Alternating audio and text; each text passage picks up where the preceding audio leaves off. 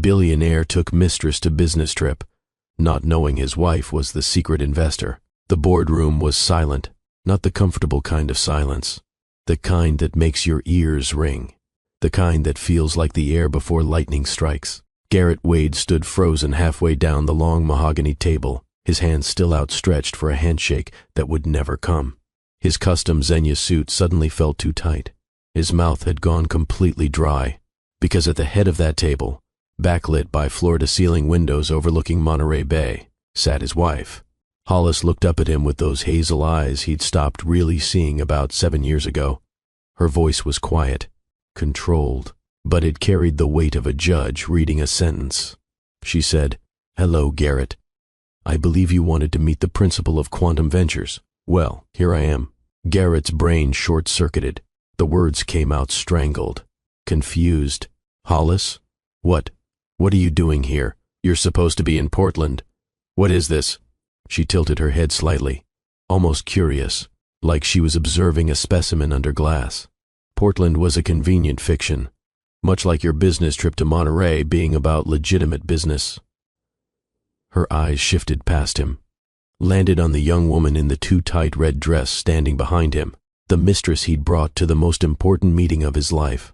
Hollis continued, her voice dropping to something colder. "Though I see you brought your VP of Strategic Initiatives. How very professional." The woman, Sienna, let out a nervous, confused laugh. "Wait. Julian, is this your wife? What is she doing here? Is she like the secretary or something?" No one answered her. Garrett felt the room tilting, felt his perfectly constructed world cracking down the center like thin ice over deep water. Hollis stood up slowly, deliberately, and when she spoke again, every person in that room understood exactly who held the power. "Garrett," she said, "sit down. We have a lot to discuss, starting with the $300 million you came here to beg for, and ending with every single lie you've told for the past 9 years. Have you ever been so absolutely certain of your secrets that you never noticed someone was 10 steps ahead of you the entire time? Have you ever underestimated someone so completely that you walked straight into a trap of your own making? This is the true story of a tech billionaire who thought he had it all figured out. The perfect deception. The ultimate power move. A failing company, a mysterious investor, and a wife who he believed was too quiet, too boring, too intellectually absent to ever be a threat. What he didn't know was that the woman he'd been dismissing for nearly a decade, the woman he treated like expensive wallpaper in his billion-dollar life, was actually the invisible architect of his entire world. And she was about to show him exactly what happens when you mistake patience for permission, when you confuse quietness with weakness, when you're so blinded by your own arrogance that you never see the reckoning coming. This is a story about secrets and surveillance, about the difference between loud power and real power, about a man who built an empire on artificial intelligence but had zero awareness of the human being sleeping in his bed. And it's about a woman who spent 9 years playing the long game, watching, waiting, building her own empire in complete silence while her husband performed his success for the cameras. By the time you finish this story, you're going to question everything you think you know about marriage, about business, about who really holds the cards in the rooms where decisions get made. So if you're ready for a story about betrayal and brilliance, about the kind of twist that'll make you want to stand up and applaud, I need you to do something for me right now. Hit that like button, drop a comment, and tell me where you're watching from, or just type, "I'm with you, Dr. Phillips." Because trust me, you're going to want to remember where you were when you heard this one. And subscribe to Love and Twilights with Dr. Phillips, because this is what we do here. We tell stories that matter, stories that teach, stories that make you feel something real. Now let's go back to where this all started. 6 days before that boardroom confrontation, in a penthouse in Seattle where a man stood at the window of his glass tower, holding a glass of whiskey that cost more than most people make in a week, and believing with absolute certainty that he was the smartest person in his own life. He was wrong. The rain streaked down the floor-to-ceiling windows of the Western Avenue penthouse, each drop catching the amber lights of Seattle's skyline. The Space Needle stood like a sentinel in the distance.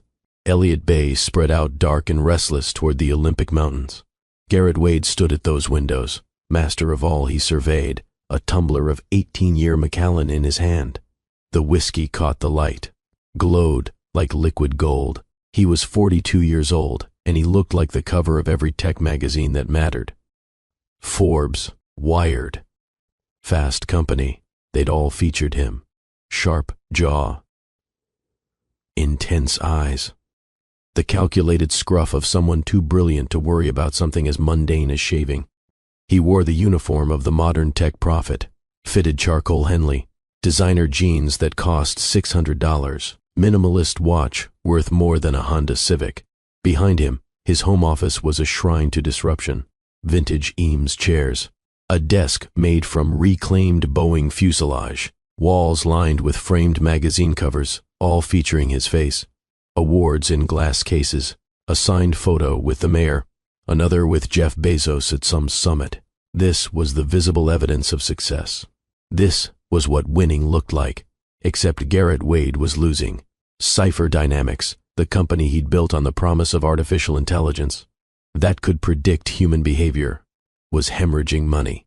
The algorithms that had made him famous were being outpaced by competitors who'd copied his models and improved them.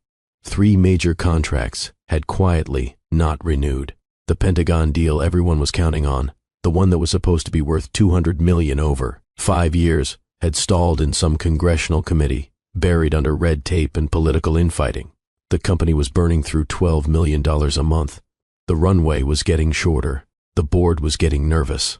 And if this Monterey meeting didn't work, if Quantum Ventures said no, Garrett would be forced out of his own company within 60 days. They'd bring in some gray-haired, quote-unquote, seasoned executive to, quote-unquote, right the ship. His vision would be compromised into mediocrity. His company would become someone else's case study. In Seattle, in tech, that kind of failure wasn't just professional death. It was social death. You went from TED Talks to cautionary tales, from corner offices to corner tables at networking events where people avoided eye contact. Garrett took a long drink. The whiskey burned. It was a good burn. This Monterey trip was everything. His last shot, his Hail Mary, $300 million in capital injection from a firm so discreet, so old money, that even their name was barely searchable online. Quantum Ventures. He'd been chasing them for 2 years. 2 years of carefully crafted emails, strategic introductions through mutual connections. And finally, they'd agreed to a face-to-face meeting. He just needed to get in that room. Just needed to pitch. He was good at pitching. He'd convinced investors to give him money when Cipher was nothing but a PowerPoint deck and a dream. He could do it again. Behind him, a door opened. A voice, honeyed and young, drifted into the room. "Garrett, babe, do you absolutely have to leave so early tomorrow?"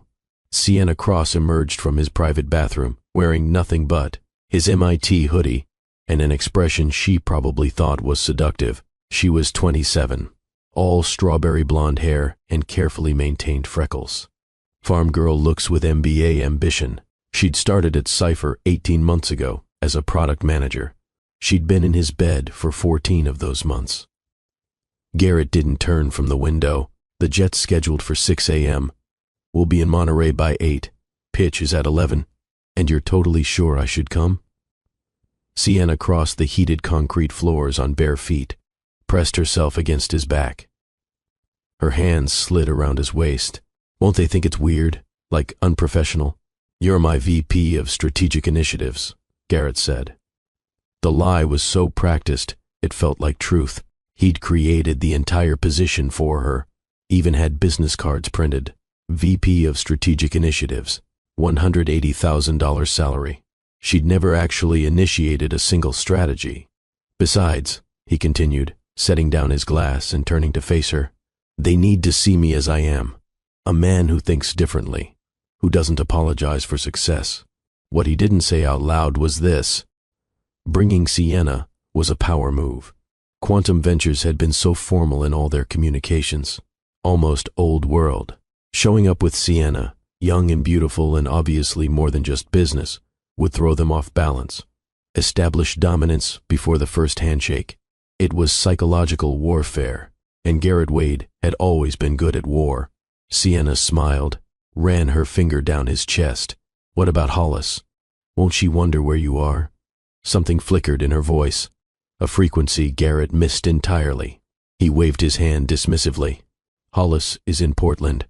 That writer's retreat she does every year. Some cabin on the Columbia Gorge where she pretends she's finally going to finish her novel. He walked to the bar cart, poured another 2 fingers of Macallan. She left yesterday morning. Won't be back until Saturday.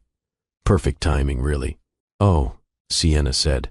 That strange undertone again. How convenient. Extremely. Garrett pulled her close, kissed her hard, tasted mint and champagne. Now go pack light. I want you in that black Reformation dress for the meeting. The one that's basically see-through? That's the one. She laughed. Wind chimes, pretty, but hollow. She disappeared into his walk-in closet, already on her phone, probably texting her friends about the private jet.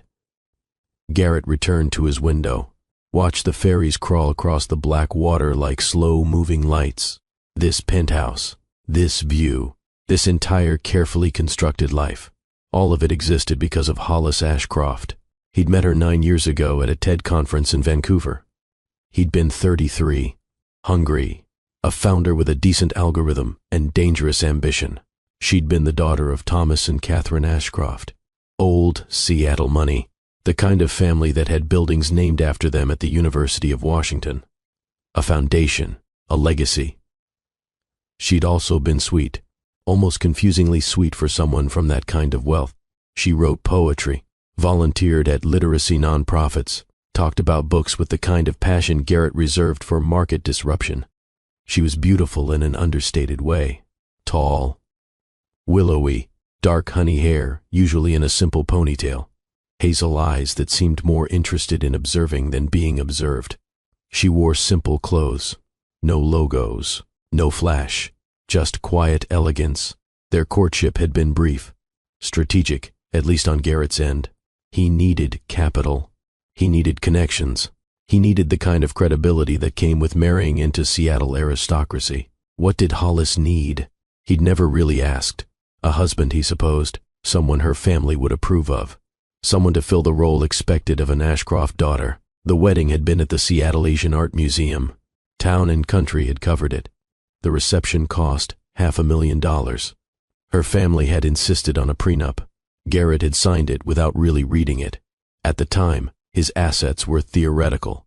The prenup protected her family money. His company was valued at basically nothing. Now, 9 years later, he barely saw her. Hollis had become ambient. Always there, always appropriate, but invisible.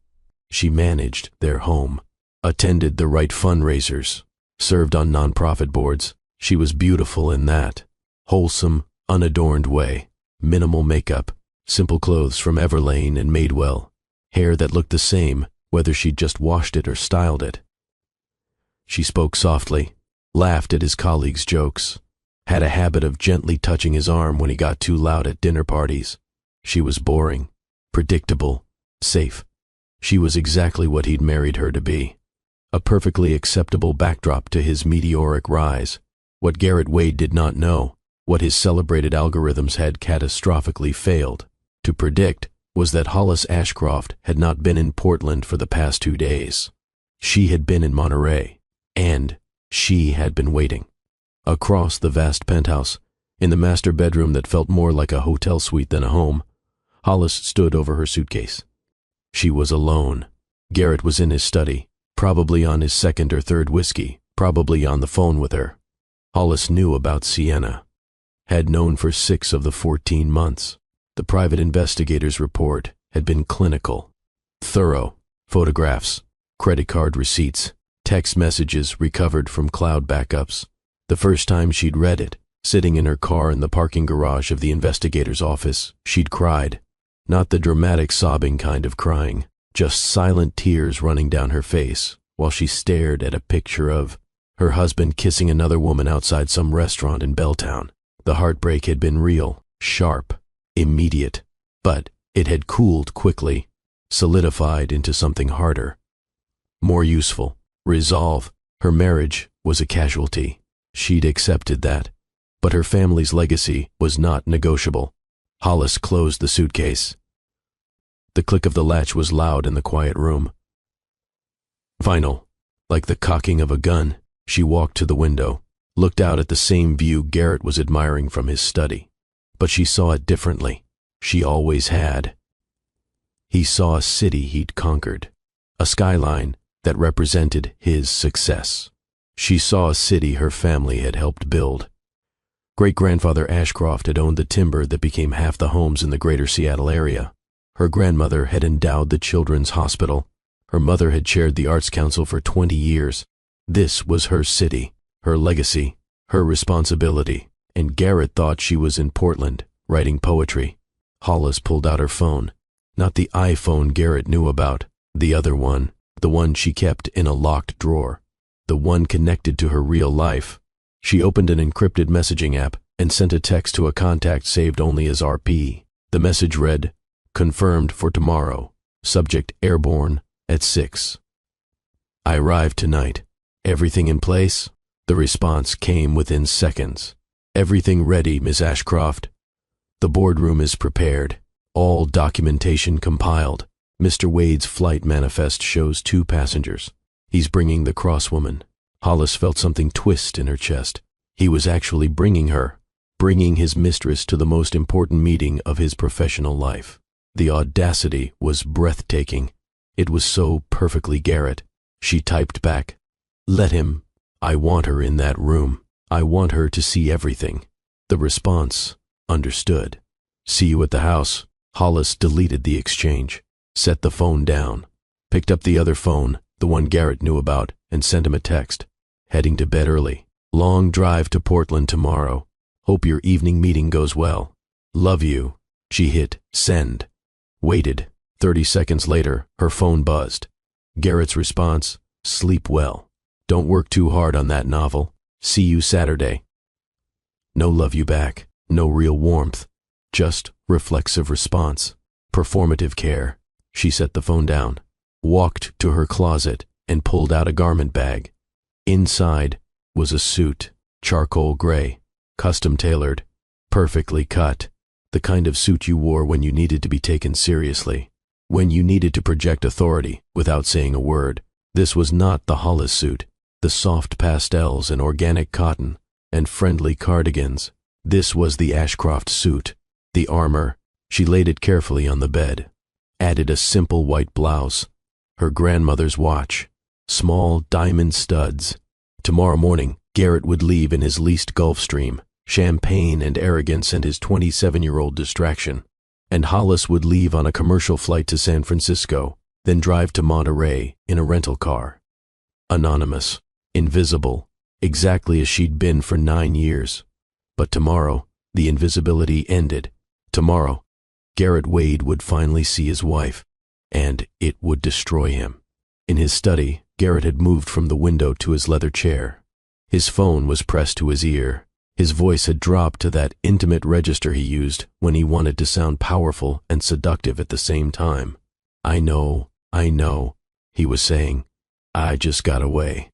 Yes, she's going to Portland. Some writer thing. Perfect timing." On the other end, Sienna's voice, breathy and excited. "I still can't believe we're doing this. A private jet, Monterey. It's like a movie." "It's just the beginning," Garrett said.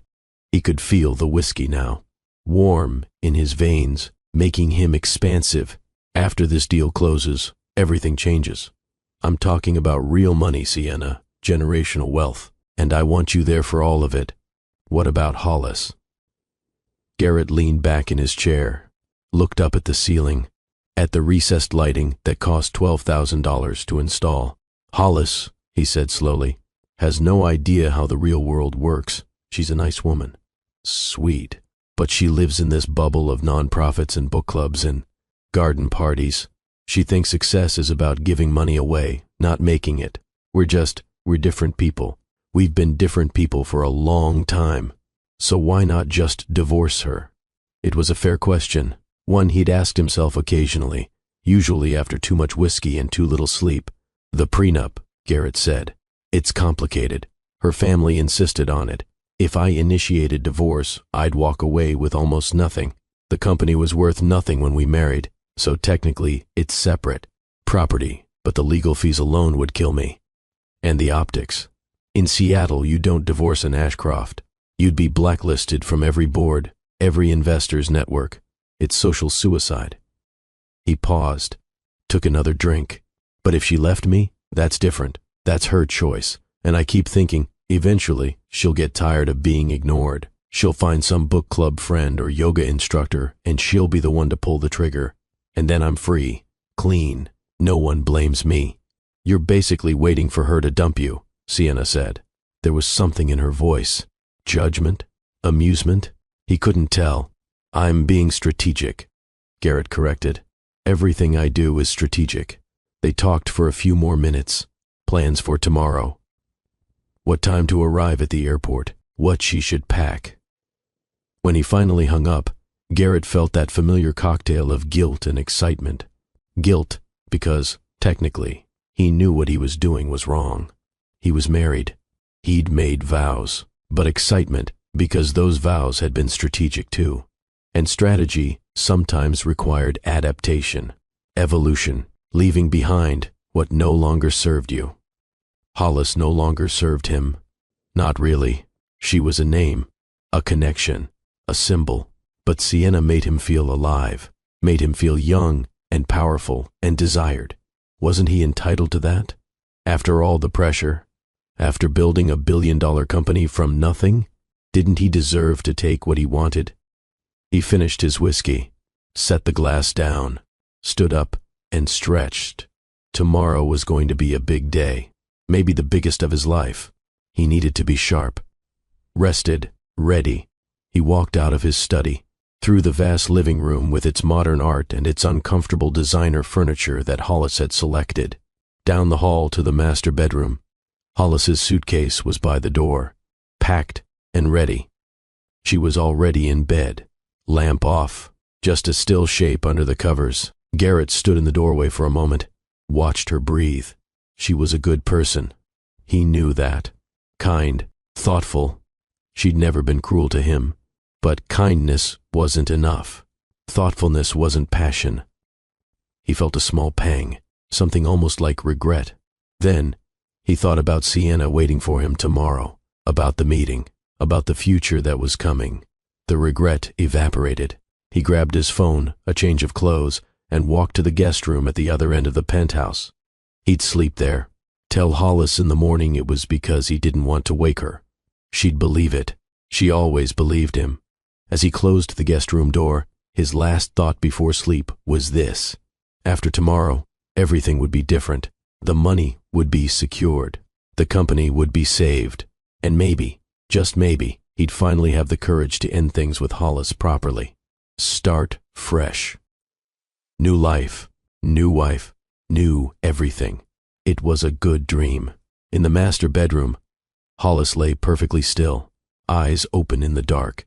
She'd heard him come in, heard him pause, heard him leave. She didn't move, didn't cry, didn't feel anything except the cold clarity of absolute certainty. 9 years ago, she'd married a man she thought she loved, a man who'd seemed brilliant and driven and good. That man was gone, if he'd ever really existed.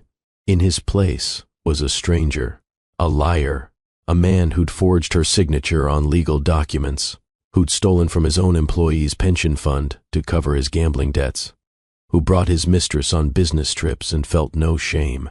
Tomorrow, that man would walk into the most important meeting of his life, and Hollis would be waiting, not as his wife, as his reckoning.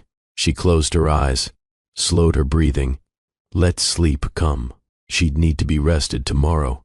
You only got one chance to execute a perfect checkmate, and Hollis Ashcroft never missed. Morning came to Seattle the way it always did in November, gray, damp. The kind of light that felt more like the absence of darkness than the presence of sun. Garrett's alarm went off at 4:30 a.m. He silenced it immediately, grabbed his phone, checked his email. Messages from the board chair asking for updates. He ignored them. He showered in the guest bathroom, shaved, dressed carefully in the navy Xenia suit he'd had tailored in Milan. Crimson tie, shoes shined to a mirror finish. He looked at himself in the mirror and saw exactly what he wanted to see. Power, success, control. He grabbed his aluminum briefcase, walked quietly through the still, dark penthouse. In the kitchen, he made a single espresso from the $12,000 machine Hollis had insisted they needed. He drank it standing up, checking his phone, responding to texts. At 5:15, his phone buzzed. Sienna, leaving now. See you at the airport. I'm so excited I can barely breathe. He smiled, typed back, me too. This is going to be perfect. At 5:20, he walked to the master bedroom, opened the door slowly. Hollis was still asleep, or appeared to be. He walked to the bed, leaned down, kissed her forehead. The gesture felt performative, even to him, like an actor hitting a mark. I'm leaving, he whispered. Portland retreat, right? Have fun with your writing. Hollis stirred, opened her eyes. They were soft, sleepy, completely guileless. Monterey for you, right? Good luck with the meeting. I hope it goes well. Thanks, he said. And then, because it felt like he should, love you. Love you too, she murmured, already closing her eyes again. He stood, walked out, closed the door gently. As he rode the elevator down to the parking garage, he felt lighter, freer, like he'd successfully escaped. His black Escalade was waiting. He threw his briefcase in the back, climbed in. The driver, a guy named Marco, who he'd used for years, nodded. Boeing Field, Mr. Wade. Boeing Field, Garrett confirmed. They pulled out into the pre-dawn darkness. The city was empty.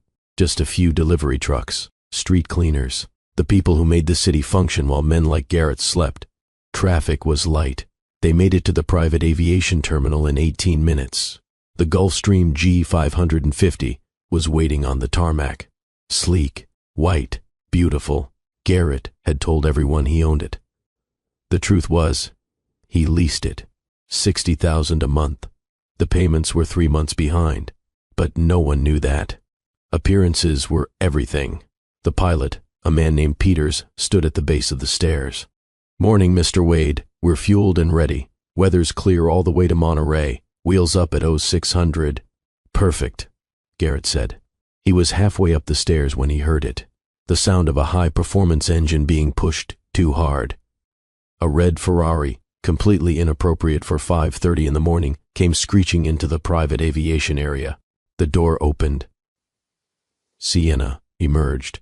She wore white leather pants, a sheer blouse, sunglasses that covered half her face, despite the fact that the sun wouldn't rise for another hour. Her hair was perfectly styled. She looked like she was going to a club, not a business meeting. Garrett felt a flicker of unease. Too much. She was too much. But then she ran to him, threw her arms around him, kissed him hard, and the unease dissolved into familiar pleasure. I thought you'd leave without me, she said. Traffic was insane. There's no traffic at 5:30, Garrett said, but he was smiling. Well, I had to stop for coffee. No way I'm getting on a plane without my latte. She held up a Starbucks cup. Venti. Probably half sugar. Peters cleared his throat. Miss Cross, welcome aboard. We should depart soon to make our arrival window. They climbed the stairs, entered the cabin. It was everything a private jet should be. Cream leather seats, polished walnut. A flight attendant already waiting with champagne. Veuve Clicquot, Sienna breathed, sinking into a seat. God, I could get used to this. Garrett sat across from her, accepted a glass, watched her take in the luxury with unconcealed delight. This was why he liked her. She appreciated things. She didn't take wealth for granted. She celebrated it. Hollis would have politely declined the champagne, would have brought a book, would have spent the flight reading and making notes in the margins. Boring. The engine started. The cabin door closed. Peter's voice came over the intercom. Ladies and gentlemen, we're cleared for takeoff. Flight time to Monterey is approximately 2 hours. Sit back and enjoy. The jet taxied. accelerated, lifted. Garrett watched Seattle fall away beneath them. The Space Needle, the water, his city. Sienna raised her glass. To us, to this meeting, to your brilliance, to $300 million, Garrett said. They clinked glasses, drank. The champagne was perfect. Cold, crisp, expensive. As they climbed to cruising altitude, Garrett opened his iPad, pulled up his presentation, 40 slides, market analysis, growth projections, the kind of hockey stick charts that made investors salivate. Sienna leaned over. Can I see? Sure. She scrolled through, nodding at things she clearly didn't understand, making appreciative noises. This is so impressive, babe. They'd be crazy not to invest. That's the plan, Garrett said. She set the iPad down, took another sip of champagne. Tell me about quantum ventures again. I tried to Google them and basically nothing came up. That's intentional, Garrett said. They're ultra-private, old money. They operate through shell corporations and trusts, based in Seattle, but they invest globally. Real estate, tech, green energy. They're estimated to manage somewhere between 4 and 5 billion in assets. Sienna's eyes widened. Billion? With a B? A B, and you've never met them? The people in charge? No one has. Everything's been through this woman, Rowena Pierce. She's some kind of COO or chief of staff. Every email, every call, always her. I finally convinced her to set up a face-to-face. But you don't know who you're actually meeting? No idea, Garrett admitted. Could be a single principal. Could be a board. Pierce wouldn't say. Just confirmed the meeting and sent coordinates to this estate in Monterey. Sienna frowned. That's weird, right? Meeting at someone's house instead of an office? That's how old money operates, Garrett said. They don't have offices. They have estates. It's a flex. They're showing me they don't need to impress me. I need to impress them. And you will, Sienna said. She squeezed his hand. You're Garrett Wade. You built $1 billion company from nothing. You're a genius. He smiled. Let himself believe it. The flight attendant brought warm croissants, fresh fruit, more champagne. They ate, talked. Sienna scrolled through Instagram, showing him posts from influencer friends who were jealous she was on a private jet. Garrett reviewed his notes, rehearsed his opening lines. Mr. Vance, or whoever you are, what Cipher Dynamics represents isn't just logistics. It's not just AI. It's the future of human potential optimization. No, too vague. What if we could predict not just what people want, but what they need before they know they need it? Better, more concrete. He was so focused on his pitch, so consumed with his own preparation, that he never once thought about his wife. Never wondered if she'd made it to Portland safely. Never considered calling to check in. Hollis had become so thoroughly invisible to him that even her absence was invisible. While Garrett was 30,000 feet over Oregon, sipping champagne and rehearsing his pitch, Hollis was already on the ground. She'd left the penthouse 90 minutes after Garrett, taken an Uber to SeaTac instead of Boeing Field, checked in for a commercial Alaska Airlines flight to San Francisco under her maiden name. Ashcroft, not Wade.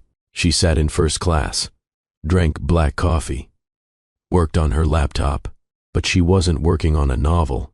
She was reviewing the final audit of Cipher Dynamics. Every asset, every liability, every transaction for the past 3 years. And there, on page 47, was the smoking gun. A mortgage agreement for the Western Avenue penthouse, dated 4 months ago, signed by both Garrett Wade and Hollis Wade.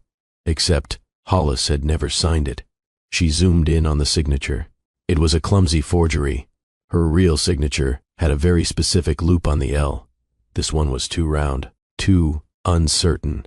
Garrett had forged her name, had used their home, her family's home, as collateral for a bridge loan from some bank in the Cayman Islands, a bank that Quantum Ventures had quietly acquired 5 weeks ago, which meant Hollis now owned the debt secured by her own forged signature. The irony would have been funny if it wasn't so enraging. She closed the laptop, looked out the window.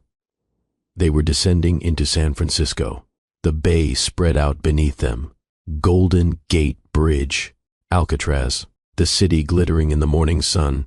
Beautiful. Indifferent. Eternal. Hollis felt something harden in her chest. The last remnant of sadness calcifying into pure resolve. Garrett had crossed a line. Not just adultery, not just disrespect. Felony. He'd forged her signature. Had committed fraud. And he'd done it so casually, so arrogantly, that he probably didn't even remember doing it. The plane landed. She deplaned, walked through SFO like any other traveler. Jeans, simple sweater, backpack, hair in a ponytail. No one looked at her twice. She took the air train to the rental car facility, picked up the reserved Toyota Camry. Anonymous. Forgettable. Then she drove. North on 101, through San Jose, through Gilroy, the garlic capital of the world, past Salinas, Steinbeck country. She drove in silence. No music, no podcasts, just the road and her thoughts. By the time she reached Monterey, it was 11 a.m., 5 hours before Garrett's meeting tomorrow. She drove through the town, past Cannery Row with its tourist shops and overpriced restaurants, past the aquarium, out along the coastal road until she reached a private drive marked only by a small bronze plaque. Ashcroft Point.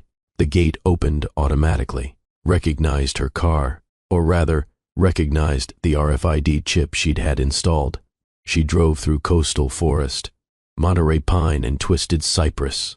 The road wound and climbed, then opened onto a view that still took her breath away, even though she'd seen it 1,000 times. The house, her house, Ashcroft Point, had been built in 1954 by her great-grandfather, James Ashcroft. He'd hired Richard Neutra himself, given him an unlimited budget and the most beautiful piece of coastal property in California. The result was a masterpiece, all glass and steel and cantilevered angles, perfectly integrated into the rocky coastline. The house seemed to float over the Pacific. Every room had an ocean view. Every window framed the water like living art.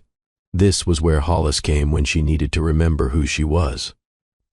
Not Mrs. Wade, not the nonprofit wife, not the quiet woman in the background. Hollis Ashcroft, heir to a legacy, principal of quantum ventures, a woman who controlled billions. She parked, grabbed her bag, walked to the front door. It opened before she reached it. Rowena Pierce stood in the entrance, 54 years old, silver hair in a precise bob, charcoal suit, the kind of woman who radiated competence. "Miss Ashcroft," Rowena said. Her voice was warm. "Welcome home." "Rowena," Hollis said. She stepped inside, set down her bag, hugged the older woman. Rowena had been her mother's chief of staff, had helped run Quantum for 30 years. When Hollis's mother died and Hollis took over, there had been questions. Whispers. A 29-year-old running a multi-billion-dollar firm? Rowena had been the one to stand beside her in every board meeting, had been the one to quietly tell the old men on the board that if they didn't like answering to a woman, they could resign. 3 had resigned. Hollis had replaced them with smarter people, hungrier people, people who cared about results more than optics, and Quantum had thrived. "Everything ready?" Hollis asked. "Everything," Rowena confirmed. "The boardroom is prepared. All documentation is compiled and organized. Our attorneys are on standby. Security has been briefed. And Garrett's arrival? Flight plan filed. Expected landing at Monterey Airport at 0800 tomorrow. We've arranged for the car service. He'll be here by 8:15. He's bringing Sienna Cross." Rowena's expression didn't change, but something flickered in her eyes. "Yes, we're aware. Quite bold of him. Quite stupid," Hollis corrected. "But that's who he is now. Stupid and arrogant." She walked through the house, ran her hand along the walnut paneling, looked out at the ocean. Gray today, restless. "Do you want to review the presentation?" Rowena asked. "We've prepared multiple scenarios depending on how he responds." "Later," Hollis said. "Right now, I just need to breathe." She walked out onto the cantilevered deck. The wind was sharp, salt spray, the sound of waves against rocks. This was real. This was true. Not the penthouse in Seattle with its sterile modern furniture and its view of a city Garrett thought he owned. This, stone and water and wind, elements that didn't care about quarterly earnings or TED Talks or magazine covers. Rowena came to stand beside her. They stood in silence for a while. Finally, Rowena spoke. "May I ask you something personal?" "Of course." "Do you still love him?" Hollis was quiet for a long time, watching the water, thinking about the question. "I don't know," she said finally. "I loved who I thought he was, but I don't think that person ever really existed. I think I loved a performance, and now the performance is over and I'm seeing the actor underneath. And he's small and cruel and empty. Then why offer him a choice?" Rowena asked. "Why not simply destroy him and walk away?" Hollis turned, looked at her mother's oldest friend. "Because I need to know I tried everything. I need to know that I gave him every possible chance to choose better, to be better.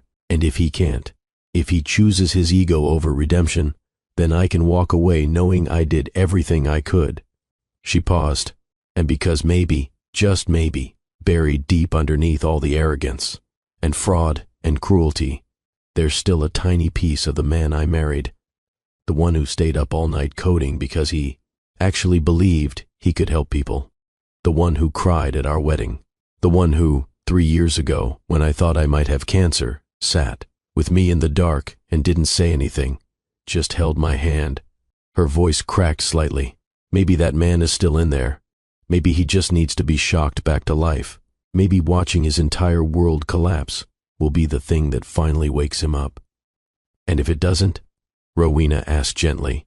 "Then I file for divorce, press charges for the forgery, and move on," Hollis said. "And I never look back." Rowena nodded. "Understood." They went inside, spent the afternoon preparing, reviewing documents, rehearsing scenarios. At 6 p.m., they broke for dinner. Simple food, grilled fish, salad. Hollis barely tasted it. At 8 p.m., Rowena said goodnight, went to the guest house on the property. Hollis stood alone in the vast living room, floor-to-ceiling windows showing nothing but black ocean and blacker sky. She thought about calling Garrett, just to see if he'd answer, just to see if he'd lie about where he was. But she didn't. She was done chasing truth from a liar. Tomorrow, the truth would chase him. She went to bed early, set her alarm, tried to sleep. It came eventually, restless and full of dreams she didn't remember. When she woke at 6 a.m., the sky was gray. The ocean was gray. Everything was the color of reckoning. She showered, dressed in the charcoal suit, pulled her hair into a low chignon, applied minimal makeup, put on her grandmother's watch and the diamond studs. She looked at herself in the mirror. This was Hollis Ashcroft, principal of Quantum Ventures, heir to a fortune built on timber and shipping and smart investments. This was the woman Garrett had never bothered to see. He was about to see her now. At 8:14 a.m., the security system chimed. A car had passed through the gate. Hollis walked to the main room, stood by the windows, waited. She could see the driveway from here, watched the black Tesla pull up, watched Garrett and Sienna emerge, watched Garrett's face as he took in the house. The awe, the slight unease. Good. Be uneasy.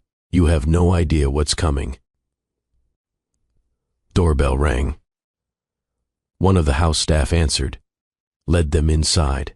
Hollis could hear Sienna's voice echoing through the entrance hall. Too loud, too excited. Oh my God, this place is incredible.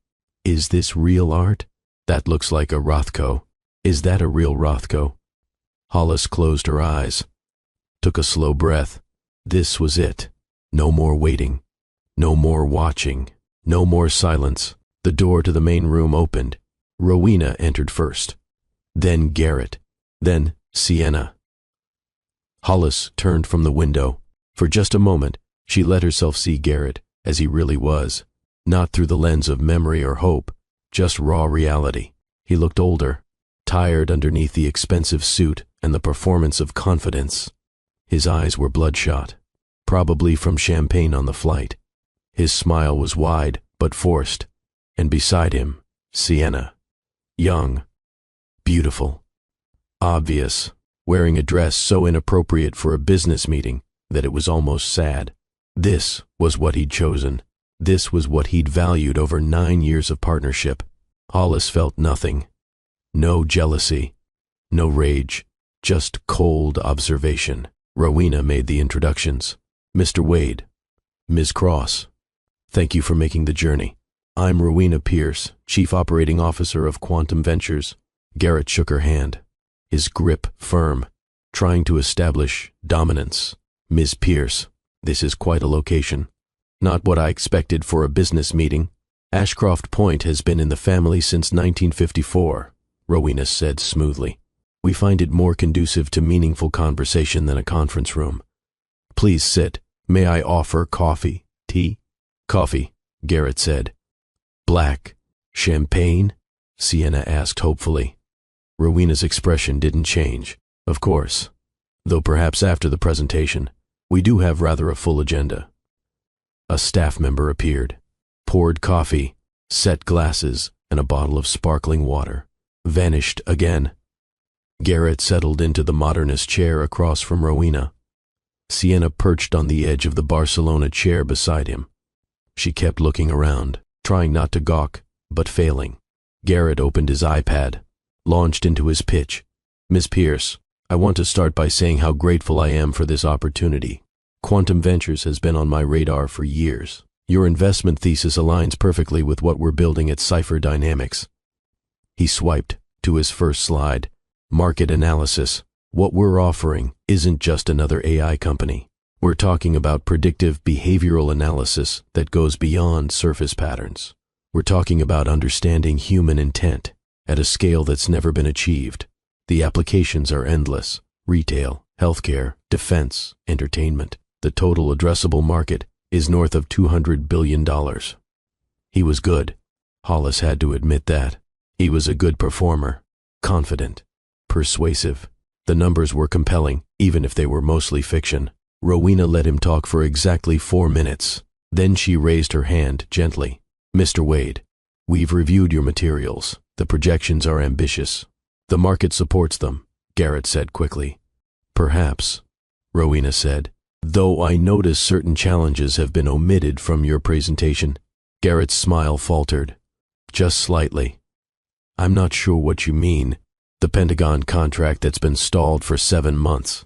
The 3 enterprise clients who declined to renew their agreements. The $12 million monthly burn rate that's currently unsustainable with your existing cash reserves. The room got very quiet. Garrett's face had gone pale. How do you? Those details are confidential. How would you have access to? Mr. Wade, Rowena interrupted gently. Did you truly believe we would consider a $300 million investment without conducting comprehensive due diligence? We've examined every aspect of Cipher Dynamics, every asset, every liability, every questionable decision. Garrett set down his iPad. His hand was shaking slightly. Look, every growth company carries risk. That's the nature of scaling. What you're looking at are temporary cash flow challenges, not fundamental problems with the business model. And what about the payroll irregularities? Rowena continued. Her voice was still calm, clinical, like a doctor delivering a diagnosis. Sienna shifted uncomfortably beside Garrett. Payroll irregularities? Garrett repeated. His voice had gone tight. I don't know what you're implying. I'm not implying anything, Rowena said. I'm stating facts. She opened a leather folder, pulled out a document, slid it across the table. For instance, MS Cross here, listed as VP of Strategic Initiatives since February of last year. Annual salary of $180,000. Yet according to your project, tracking systems, internal communications, and deliverable logs, she has never led a single initiative, never attended a client meeting, never produced a single measurable outcome. The silence was deafening. Sienna was staring at Garrett. Her face had drained of color. Garrett opened his mouth, closed it, Opened it again. That's not, she's been working on. There are confidential projects that wouldn't show up in. It's embezzlement, Mr. Wade, Rowena said. The word hung in the air like a gunshot. Using company funds to compensate a personal relationship. It's fraud, and it's just one of several concerning patterns we've uncovered. Garrett stood up. His chair scraped loudly against the polished concrete floor. I don't have to sit here and be accused of... Please sit down, Mr. Wade. The voice came from behind him, from the doorway he'd entered through. It was a woman's voice, soft, familiar, but carrying an authority that made Garrett freeze in place. He turned slowly, and there, standing in the doorway, backlit by the morning sun streaming through the entrance hall, was Hollis. She wore the charcoal suit, hair pulled back, face calm. She looked exactly as she always did, understated, elegant, unremarkable, except she was here, in Monterey, in this house. Garrett's brain simply refused to process what he was seeing. His mouth moved. No sound came out. Finally, strangled and confused, he managed, Hollis. What are you doing here? You're supposed to be in Portland. What is this? Hollis walked into the room. Not rushed, not dramatic, just steady, measured steps. She walked to the head of the glass table, set down her worn leather satchel, the one she carried her notebooks in. The one Garrett had made fun of for being so earnest, so grad school. Portland, Hollis said softly, was a convenient fiction, much like your business trip to Monterey being about legitimate business. Her eyes moved past him, landed on Sienna, stayed there for just a moment, taking her in, the too tight dress, the expensive shoes, the look of dawning horror. Then Hollis's gaze returned to Garrett. Though I see you brought your VP of Strategic Initiatives. How very professional. Sienna let out a nervous, high-pitched laugh. Wait. Garrett, is this your wife? What is she doing here? Is she like the assistant or something? No one answered her. No one even looked at her. All eyes were on the two people at opposite ends of the table. Husband and wife, predator and prey. Except it wasn't clear who was who anymore. Garrett's face had gone from pale to flushed, confusion giving way to something like anger. Hollis, he said, his voice sharp. What the hell is this? Some kind of ambush? Did your family set this up? Because if this is some kind of intervention... An intervention, Hollis repeated. Something flickered across her face. Not quite a smile. Something sadder. No, Garrett, this isn't an intervention. This is a meeting. The meeting you requested, with Quantum Ventures. She walked to the chair at the head of the table. The power position. She didn't sit, just stood behind it, hands resting on the back, grounding herself. Quantum Ventures isn't some separate entity that happens to be meeting in my family's house, Hollis continued. Her voice was still quiet, but it had gained an edge, sharp as surgical steel. Quantum Ventures is my family. It was founded by my great-grandfather in 1952. My grandfather ran it. My mother ran it. And when she died 3 years ago, I became the principal. The words landed like physical blows. Garrett took a step back, hit the edge of his chair, sat down hard. 3 years? The words came out as a whisper. You've been running an investment firm for 3 years? Yes. But you're on nonprofit boards.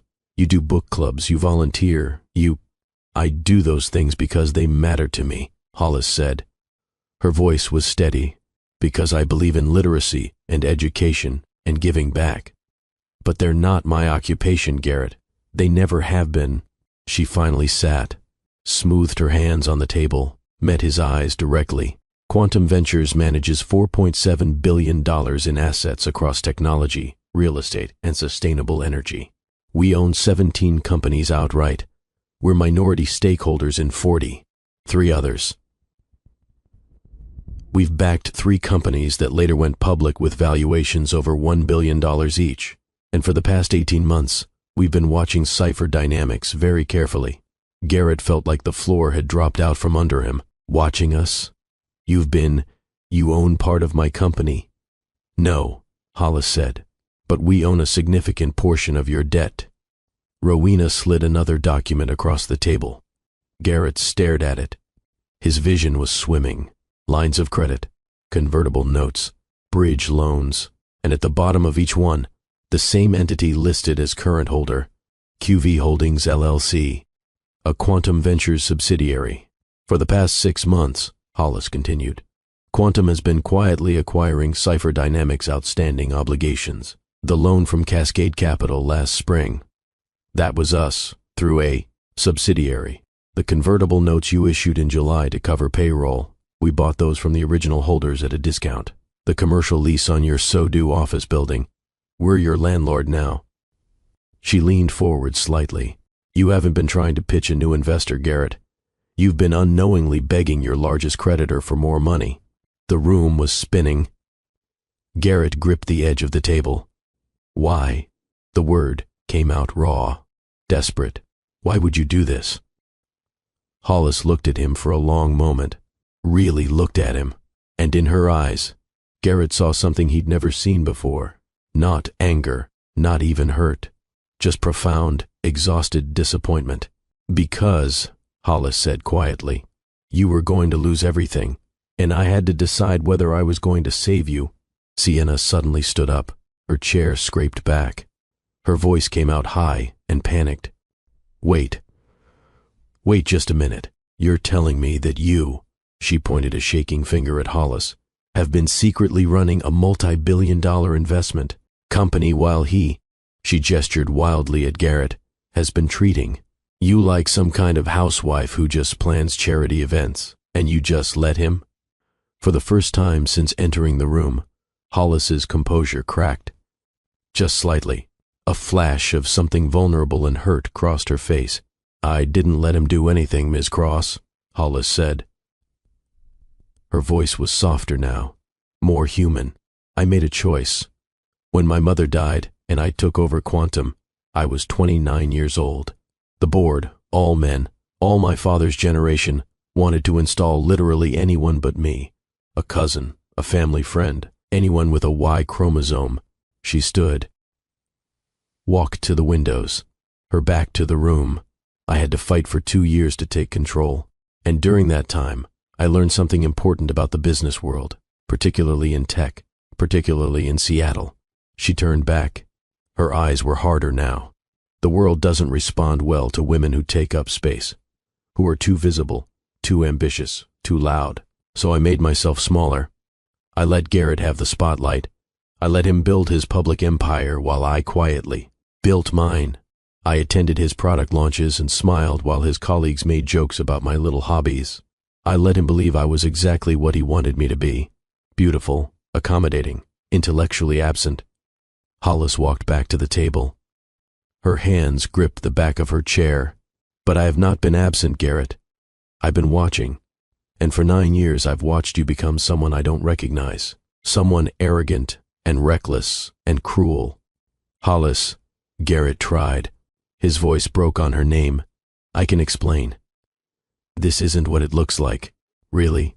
Hollis raised an eyebrow. Then please explain what it looks like when a married man brings his mistress to a business meeting, on a private jet paid for with company funds, while his company is 3 months away from insolvency. Garrett's mouth opened, closed. No words came. I know about all of it, Hollis continued. Her voice was eerily calm now, like she was reading from a list. I know about the payroll fraud. Ms. Cross is just the most obvious example, but there are 2 other ghost employees on your books. A Gregory Chen, who supposedly works in business development but doesn't exist, and a consulting firm called Cascade Advisory that bills you $60,000 a month and is actually just a shell company you created to funnel money to yourself. Garrett had gone completely white. I know about the fake user accounts you created to inflate your metrics for the Series C fundraising. 40,000 bot accounts that you reported as active users. That's securities fraud, Garrett. Rowena slid another folder across the table, opened it. Inside were screenshots, code repositories, email chains. I know about the insider trading, Hollis said. When the Pentagon deal started falling apart in August, you sold $2 million in stock options before the information went public. You told the board you were diversifying your portfolio. You were actually getting out before the crash. Garrett's hands were shaking. He gripped the edge of the table. And I know about the women, Hollis said. Her voice finally showed emotion, a tremor of something. Hurt, anger, both. Starting with Rebecca from the rebranding agency in 2021. Then Alicia from the UW symposium. Then Jennifer, your executive coach. And now Sienna. She looked at Sienna, really looked at her, and her expression softened, just slightly. You're not special, Miss Cross. You're not even the first one he's put on payroll. You're just the current one. Sienna made a small, choking sound. She looked at Garrett with dawning horror. There were others? You told me I was different. You said we had something real. Garrett didn't answer, couldn't answer. Hollis continued. If you knew all of this, if you've known for years, why didn't you leave? Why wait until now? It was a fair question, one Hollis had asked herself 1,000 times. Because, she said slowly, I kept hoping you'd stop. I kept hoping the man I married, or thought I married, would remember his promises, that you'd value our marriage enough to choose integrity over convenience. She walked around the table, stopped a few feet from Garrett. But you didn't stop, and when you forged my signature on legal documents, when you used our home as collateral, without my knowledge or consent, you crossed a line from which there is no return. Garrett's head snapped up. What are you talking about? Hollis nodded to Rowena. Another document appeared, slid across the polished table. It was a mortgage agreement for the Western Avenue penthouse, dated 4 months ago. That, Hollis said, pointing to the signature line, is supposed to be my signature. Hollis R. Wade. Except I never signed it. I never even saw this document until 3 days ago. Garrett stared at it.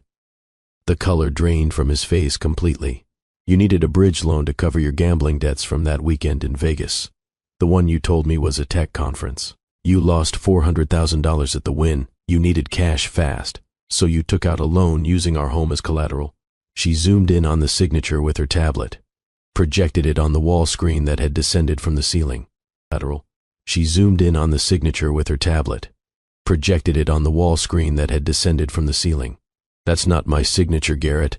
The loop on the L is wrong. The R is too angular. It's a forgery, and forgery is a felony. The word hung in the air.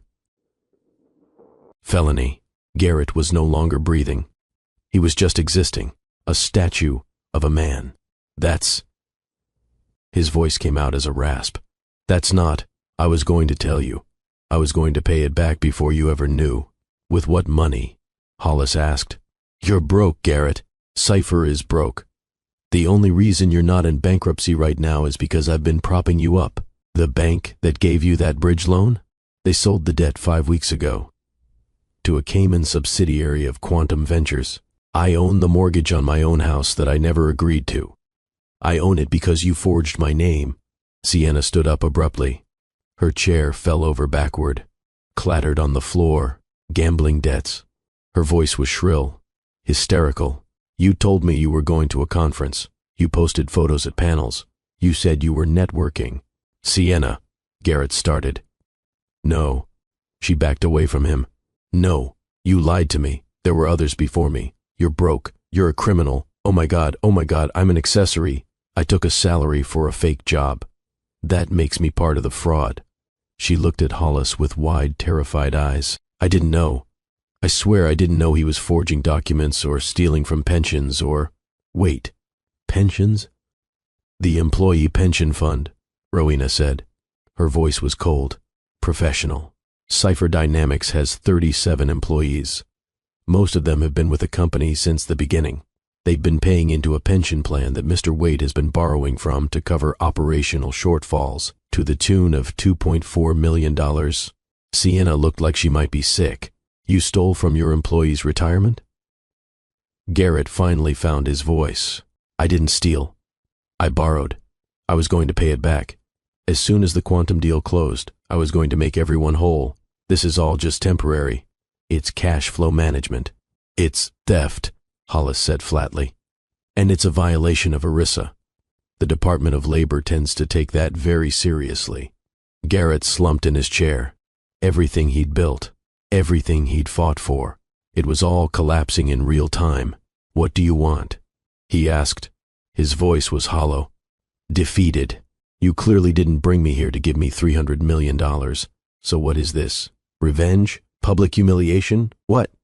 Hollis looked at him for a long moment. This man she'd married, this stranger. "I brought you here," she said quietly, "to give you a choice." She sat down, folded her hands on the table. "Rowena, the folders, please." Rowena produced 2 leather folders, set them on the table in front of Garrett. Hollis gestured to them. "Inside these folders are 2 possible futures. You get to choose which one becomes real." She opened the first folder. Path 1. Quantum Ventures calls in all of Cipher Dynamics' outstanding debt immediately. All of it. The bridge loans, the convertible notes, the office lease, everything. This triggers your other credit agreements. The company enters bankruptcy within the week. The assets are sold at auction. You're forced out as CEO. She paused. Let it sink in.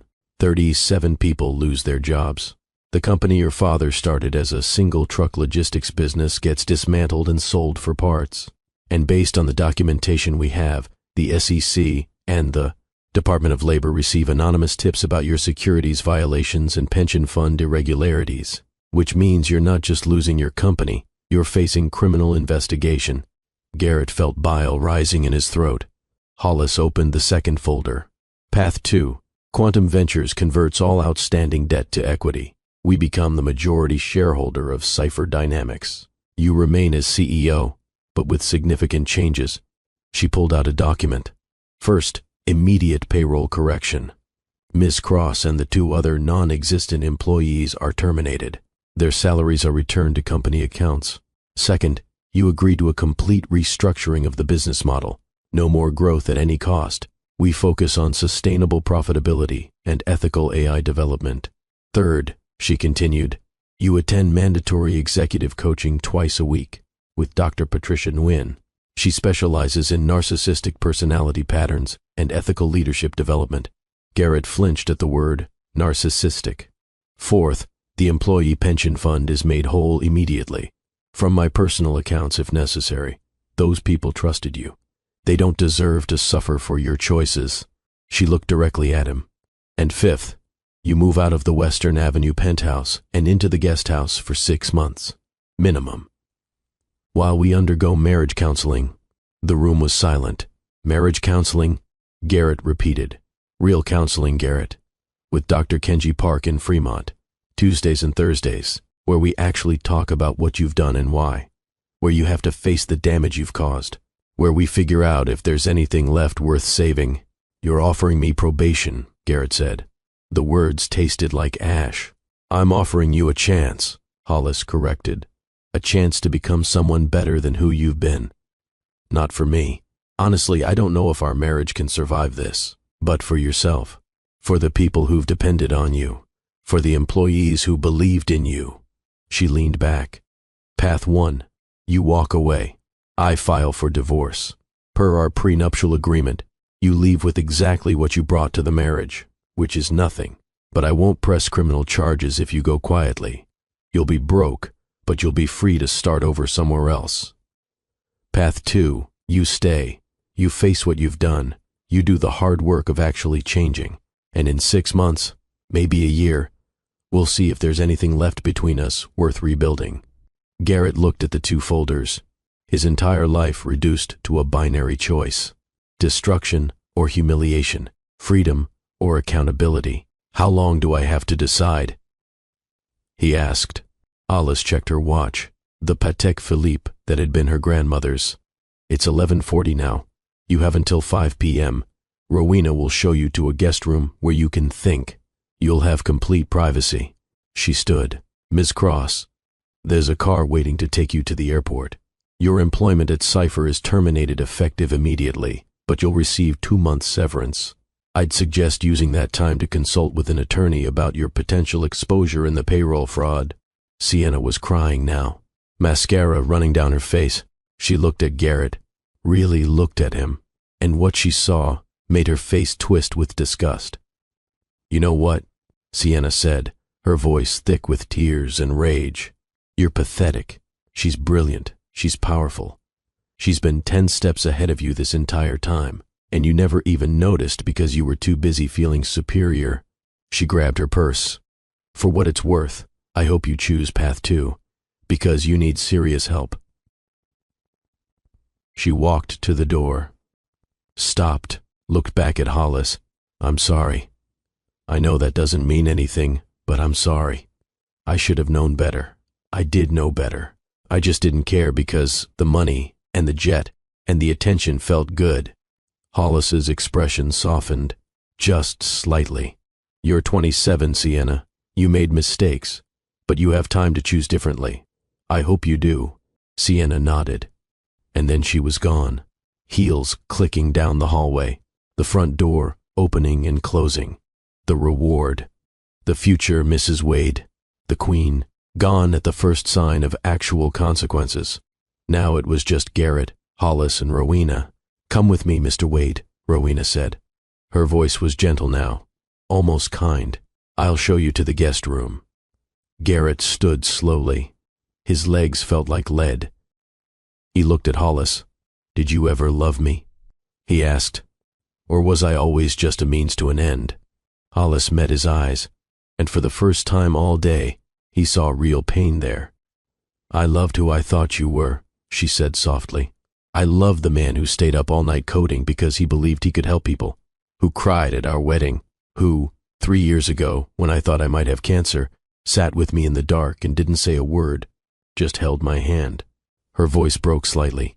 "I loved that man desperately, but I don't know if he ever really existed, or if he's been gone so long that there's no bringing him back." Garrett felt something crack in his chest.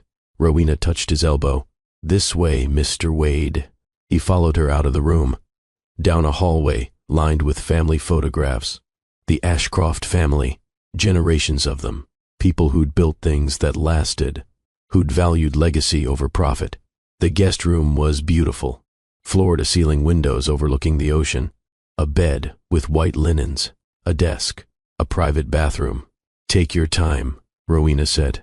"There's water in the mini-fridge, coffee maker if you need it. I'll come back at 4:45 to see if you're ready." She left, closed the door quietly. Garrett was alone.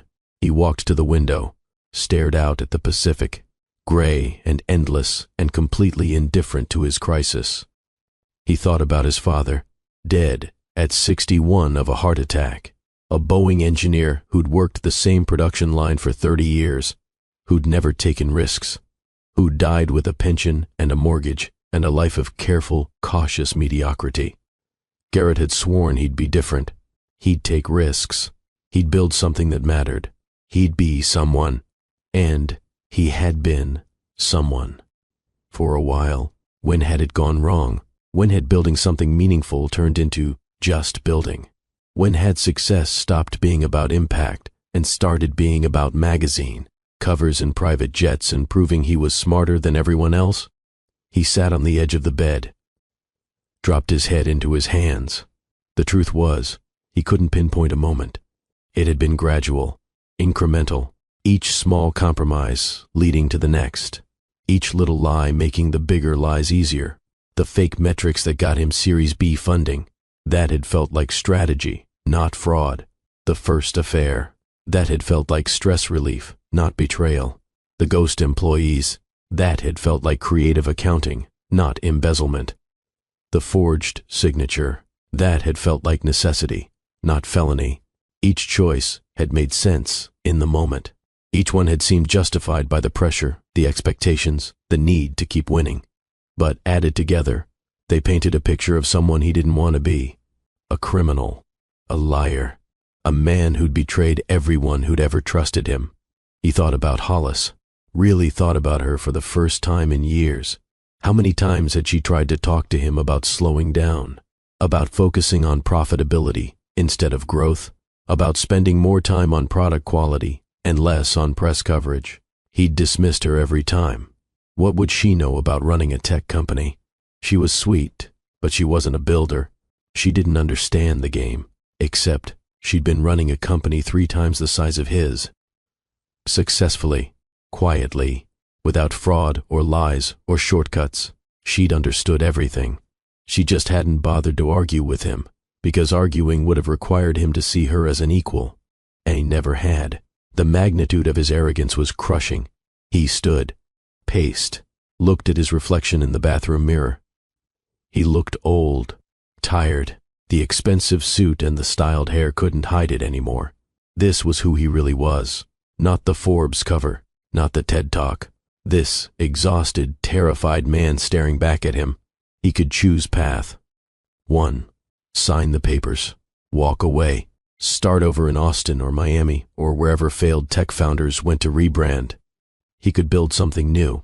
Be more careful this time. Learn from his mistakes. He'd be free. But he'd also be alone and broke and always looking over his shoulder for the SEC. Or he could choose path 2. Stay. Face it.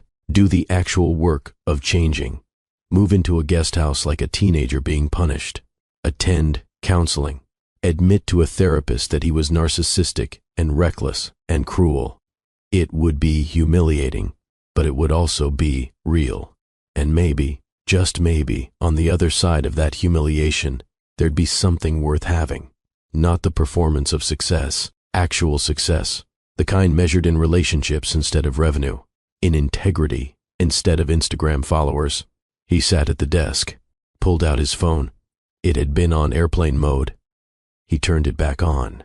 47 notifications, emails, texts, Slack messages, the board chair, his assistant, investors asking for updates, the noise of his life.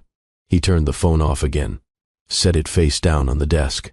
For the first time in years, the noise stopped, and in the silence, he could finally hear himself think. The hours passed slowly. Garrett sat, paced, sat again, stared at the ocean. At 3 p.m., he found a notebook in the desk drawer, started writing. Not a business plan, not a pitch deck, just thoughts. Things I've done wrong. The list filled 3 pages. Things I actually care about. That list was shorter, harder to write. Cipher. The original vision, helping people, not extracting value, actually helping. Hollis, the real her, not the version he'd invented. The employees who'd believed in him, who deserved better. At 4 p.m., he realized he was crying. Not dramatic sobbing, just tears running down his face while he stared at his own handwriting.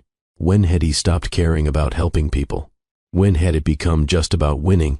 At 4:45, there was a soft knock on the door. Rowena entered. Mr. Wade. It's time. Garrett stood, wiped his face. I've made my decision. Very well, Rowena said. Miss Ashcroft is waiting in the main room. They walked back through the house, the same hallway, the same family photographs. But Garrett saw them differently now.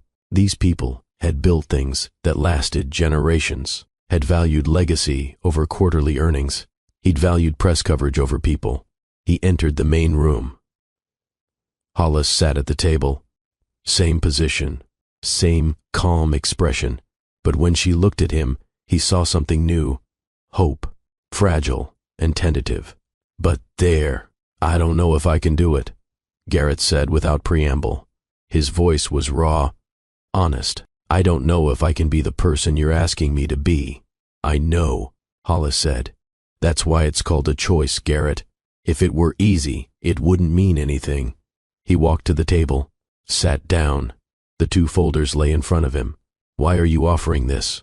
He asked. Why not just destroy me and move on? You've earned it. Hollis was quiet for a moment. Then she spoke. 2 years ago, I had a health scare. I thought I might have ovarian cancer. The tests came back negative, but for 6 weeks, I lived with that fear. And I didn't tell you. Garrett's eyes widened. What? Why? Because we'd grown so far apart that I couldn't imagine being vulnerable with you. I told my therapist, my sister, the woman who runs the literacy nonprofit, but not my husband. Her voice was steady but sad. But there was one night, right after the diagnosis, You came home late from some event. I was sitting in the dark in our living room. And you didn't turn on the lights. You just sat down next to me and asked if I was okay. And when I said I was just tired, you put your arm around me. We sat there for maybe 20 minutes, not talking, just sitting. And I thought, he's still in there. The person I married is still in there somewhere. She looked at him directly. Maybe I'm wrong. Maybe that person is gone. But I need to know for certain before I give up. Garrett felt his throat tighten. He remembered that night. Vaguely. He'd been tired. She'd looked sad.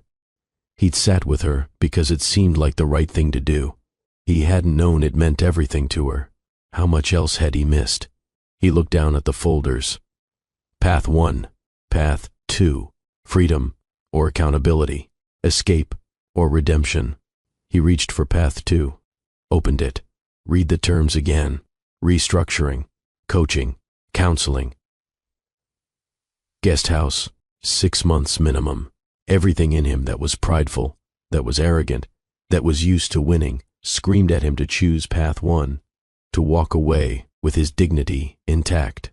But the small voice, the one he'd been ignoring for years, the one that sounded like the young coder who just wanted to help people, that voice said something different. It said, stay, face it, do better. He picked up the pen. If I sign this, he said, I need you to know something. What? I don't know if I can change. I don't know if I'm capable of being who you need me to be. But I want to try. Not because I'm trapped, not because I'm scared, but because I'm tired of being this person. I'm tired of lying. I'm tired of performing.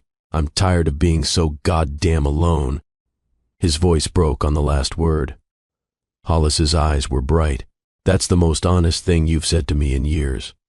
I know, Garrett said, and it terrifies me. He signed his name, pushed the folder back across the table. Hollis picked it up, looked at the signature, then at him. Okay, she said softly. Okay. What happens now? Garrett asked. Now, Hollis said, Rowena sends these documents to our attorneys and to Cypher's board. There will be a special meeting on Monday to announce the restructuring. You'll need to prepare a statement to the company. We should probably write it together. Together, Garrett repeated. The word felt foreign. You just signed over majority control to Quantum, which means to me, Hollis said. I'm your majority shareholder, Garrett, and whether you like it or not, I've been building companies successfully for years. If you're serious about this, about actually changing, then you need to accept that I'm not just your wife. I'm your partner, a real partner. It should have felt like defeat, like humiliation. Instead, it felt like relief. Okay, Garrett said. Partners. Hollis stood, walked around the table, extended her hand. Garrett stood, shook it. The formality was almost absurd, but it was also necessary. A reset, a new beginning. The counseling starts next Tuesday, Hollis said. Dr. Park, 10 a.m., don't be late. I won't. And Garrett? Her voice softened. This doesn't fix everything. Signing a document doesn't erase 9 years of damage. This is just the beginning of a very long process. I know, he said, but it's a beginning. That's more than I had this morning. They stood there for a moment. Not quite enemies anymore. Not quite partners yet. Just two people standing in the wreckage of what they'd been, trying to imagine what they might become. Outside, the sun was starting to set. The Pacific turned from gray to gold to amber. Beautiful, indifferent, eternal. And in that moment, Garrett Wade understood something fundamental. The ocean didn't care about his empire. The waves didn't care about his magazine covers. Real power wasn't loud. It wasn't flashy. It wasn't measured in jet leases and press mentions. Real power was the patient, relentless force of water shaping stone. Real power was Hollis, quiet and steady and absolutely unbreakable. He'd spent 9 years underestimating her. He wouldn't make that mistake again. Hollis walked him to the door. There's a car waiting to take you to a hotel in Monterey. I've booked you a room for tonight. Your flight back to Seattle is tomorrow morning. Commercial. Coach. Garrett almost laughed. Coach? The company jet lease is being terminated, Hollis said. Effective immediately. It's an unnecessary expense. Right, Garrett said. Of course. He walked to the door, stopped, turned back. Hollis? Yes? Thank you for not giving up on me. I wouldn't have blamed you if you had. She looked at him, those hazel eyes he'd stopped seeing years ago. I thought about it, she said honestly. Every day for 6 months, I thought about it. But then I realized something. What? Giving up on you would have been easier. And I've spent 9 years making things easier for you. I needed to know if you were capable of making things harder for yourself, of choosing the difficult thing because it was the right thing. And, Garrett asked, you're still here, Hollis said. That's a start. He nodded, walked out into the cooling evening air. The Tesla was waiting. He climbed in, looked back at the house one more time. Hollis stood in the doorway, silhouetted by the warm light from inside. She raised her hand. A small wave. He waved back. The car pulled away, down the winding drive, through the forest. From Ashcroft Point, Garrett watched it disappear in the rearview mirror. He'd come to Monterey believing he was flying toward his salvation. Turned out, his salvation had been waiting for him all along. He just hadn't had the eyes to see her. Now, finally, brutally, mercifully, he did. 3 months. That's how long it had been since Monterey.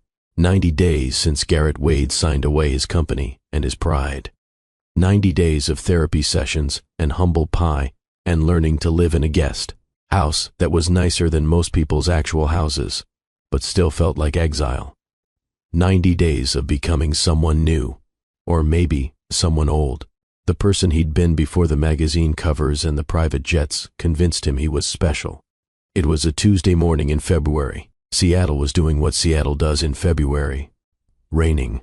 Not the dramatic downpour kind of rain, just the persistent, gray, soul-eroding drizzle that made you forget the sun had ever existed. Garrett stood in the lobby of the Cipher Dynamics office building, the SoDo headquarters that he'd been so proud of. Open floor plan, exposed brick, a cold brew coffee bar that cost $12,000 to install, a neon sign that said, "Disrupt everything." He'd thought that sign was inspirational. Now, it just seemed arrogant. The entire company was gathered in the main workspace. 37 employees. Well, 34 now. 3 had been terminated. The ghost employees, Sienna and her fake consulting firm equivalents. 34 people who'd put their trust in him, who'd worked 60-hour weeks because they believed in the vision, who'd deferred salaries and accepted equity because they thought Cipher was going somewhere. And he'd nearly destroyed all of it. Hollis stood beside him. She wore a simple navy dress. Minimal jewelry. Her hair in that same ponytail. She looked exactly as she always had. Unremarkable. Until you really looked at her. Until you saw the steel in her posture. The intelligence in her eyes. She'd been attending these Tuesday meetings for 6 weeks now. Sitting in on product reviews. Asking questions that cut straight to the heart of problems Garrett had been avoiding. The employees had been skeptical at first, then curious. Now most of them looked to her instead of him when decisions needed to be made. It was humbling. It was also deserved. Ready? Hollis asked quietly. No, Garrett said honestly, but let's do it anyway. They walked into the main space together. The conversations died down. 34 faces turned toward them. Some curious, some hostile, some just tired. Tariq Chen, the senior engineer, sat in the front, arms crossed. He'd been with Cipher since the beginning, had turned down offers from Amazon and Google to stay. He had every right to be angry. Priya Sharma, from design, she'd been the one to discover the fake user accounts, had brought them to the board, had almost been fired for whistleblowing until Hollis intervened. Marcus Webb, the oldest employee, at 56, former logistics professional who'd taken a chance on a tech startup. His entire retirement was tied up in the pension fund Garrett had raided. These weren't abstractions. They were people. People he'd hurt. Garrett walked to the front of the room. No podium, no microphone. Just him, standing in front of the people he'd betrayed. He took a breath, started talking. I want to start by apologizing, sincerely, without qualifications or excuses. For the past 18 months, I've been running this company in a way that prioritized my ego over your livelihoods. I made reckless decisions. I lied to investors. I committed fraud. And I put all of you at risk. The room was dead silent. As you know, we've undergone a major restructuring. Quantum Ventures is now our majority shareholder. We've refocused the company on sustainable growth and ethical AI development. And I'm no longer making decisions unilaterally. He gestured to where Hollis sat with Rowena Pierce and 2 other board members. Some of you have met Hollis in the product reviews. What you might not know is that she's not here as my wife. She's here as the principal of Quantum Ventures, as someone who actually knows how to run a profitable company without committing crimes. A few nervous laughs rippled through the room. Going forward, we're doing things differently. More transparency, more accountability, more focus on actually solving problems instead of chasing valuations, and press coverage. I know I've lost your trust. I know some of you are only still here because the job market is tough right now. I know that sorry doesn't fix anything. He paused, made himself look at their faces, really look. I'm going to spend the next year, and however long it takes after that, trying to earn back your trust, not through grand gestures or inspirational emails, but through showing up, listening, making better choices, being honest when I don't know something, instead of pretending I do. He swallowed hard. I also want you to know that the pension fund has been made whole. Every dollar I borrowed, plus interest, has been restored. That's not me being generous. That's the bare minimum of making right what I made wrong. Any questions? The silence stretched, uncomfortable, heavy. Then Tariq raised his hand. Is it true you're living in a guest house? More laughs, less nervous this time. Garrett felt his face flush. Yes, my wife and I are in marriage counseling. We're rebuilding. It's hard, but it's honest. Another hand. Priya, are we actually killing the surveillance product? The one that tracks shopping behavior without user consent? This was the question Garrett had been dreading. The surveillance product was worth $40 million in annual revenue. Killing it would hurt. A lot. He glanced at Hollis. They'd fought about this for 2 weeks. He'd argued for keeping it, just rebranding it, making the privacy disclosures more prominent. She'd said no. Ethics weren't negotiable. She'd been right. Yes, Garrett said. We're killing it. Effective end of this quarter. It was profitable, but it was also invasive. It violated the principles we claim to stand for. We can do better. We will do better. Hollis gave him a small nod, approval. It felt better than any magazine cover ever had. Another hand. Marcus, the 56-year-old. What happens to those of us who are vested in equity? Is the company stock worth anything after the restructuring? Honest answer? Garrett said, I don't know yet. The restructuring diluted everyone's shares, including mine. But Quantum has committed to an employee stock option refresher program. If we hit our profitability targets over the next 2 years, every employee who stays gets additional equity, not promises, actual vested stock. He looked at Hollis. She stood. I want to add something, Hollis said. Her voice was quiet, but it carried. I know many of you are wondering why Quantum stepped in, why we didn't just let Cypher fail and pick up the assets at bankruptcy auction. It would have been cheaper. She walked to stand beside Garrett, not in front of him, beside him. We stepped in because of you. Because when we did our due diligence, we didn't just look at the financials. We looked at the culture. We interviewed employees. We read your code reviews. We saw the products you were building. She smiled. Small, but genuine. And we saw a team of talented, dedicated people who deserved better leadership. You were building something good. You just had someone at the top who'd lost his way, so we're giving him a chance to find it again. But make no mistake, you're the reason we're here. Not him. The room shifted. Subtle, but real. Shoulders relaxed. Expression softened. They didn't trust Garrett. Not yet. Maybe not ever. But they were willing to trust Hollis. And that was enough. For now. The meeting ended. People went back to work. Still wary. still uncertain, but no longer actively hostile. Garrett exhaled. He hadn't realized he'd been holding his breath. "That was good," Hollis said quietly. "You sounded human. I felt like an idiot. Feeling like an idiot is different than being one. You're learning the difference." They walked together toward the elevator. It was one of those glass elevators that showed you the city as you descended. Garrett had always loved them. The view, the symbolism, rising above everyone else. Now they just made him feel exposed. As the doors closed and they began descending, Hollis spoke. "Dr. Park wants to do a joint session next week about intimacy and rebuilding physical trust." Garrett winced. "That sounds incredibly uncomfortable." "It will be," Hollis agreed. "Probably more uncomfortable than that board meeting last month where my mother's friend asked you point blank if you'd committed securities fraud. Is that even possible? Probably not, but we're doing it anyway." They descended in silence for a moment. Through the glass, Seattle spread out around them. The sound, the mountains, the cranes building new towers, the city constantly reinventing itself. "Hollis?" "Yeah? I read your novel." She turned sharply. "You did? When?" "Last week. All of it. In one sitting." Her eyes widened. "And it's really good," Garrett said. The words felt inadequate, but they were true. Like, actually, genuinely good. "The prose is beautiful. The character work is devastating. The ending made me cry." Hollis stared at him. "You cried?" "The main character, the woman CEO, when she finally tells her husband the truth about who she is and what she's built, and he can't see it, can't understand it, and she has to let him go because she knows he'll never really see her." "Yeah, I cried." His voice got quieter, "because I recognized him. I recognized me." The elevator reached the ground floor.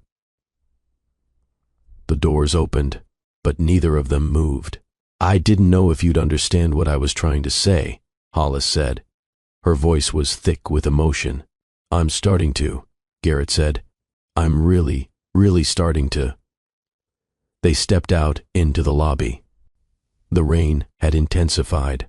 Proper rain now, the kind that soaked you in seconds. Garrett pulled out his phone to call a rideshare. Hollis touched his arm.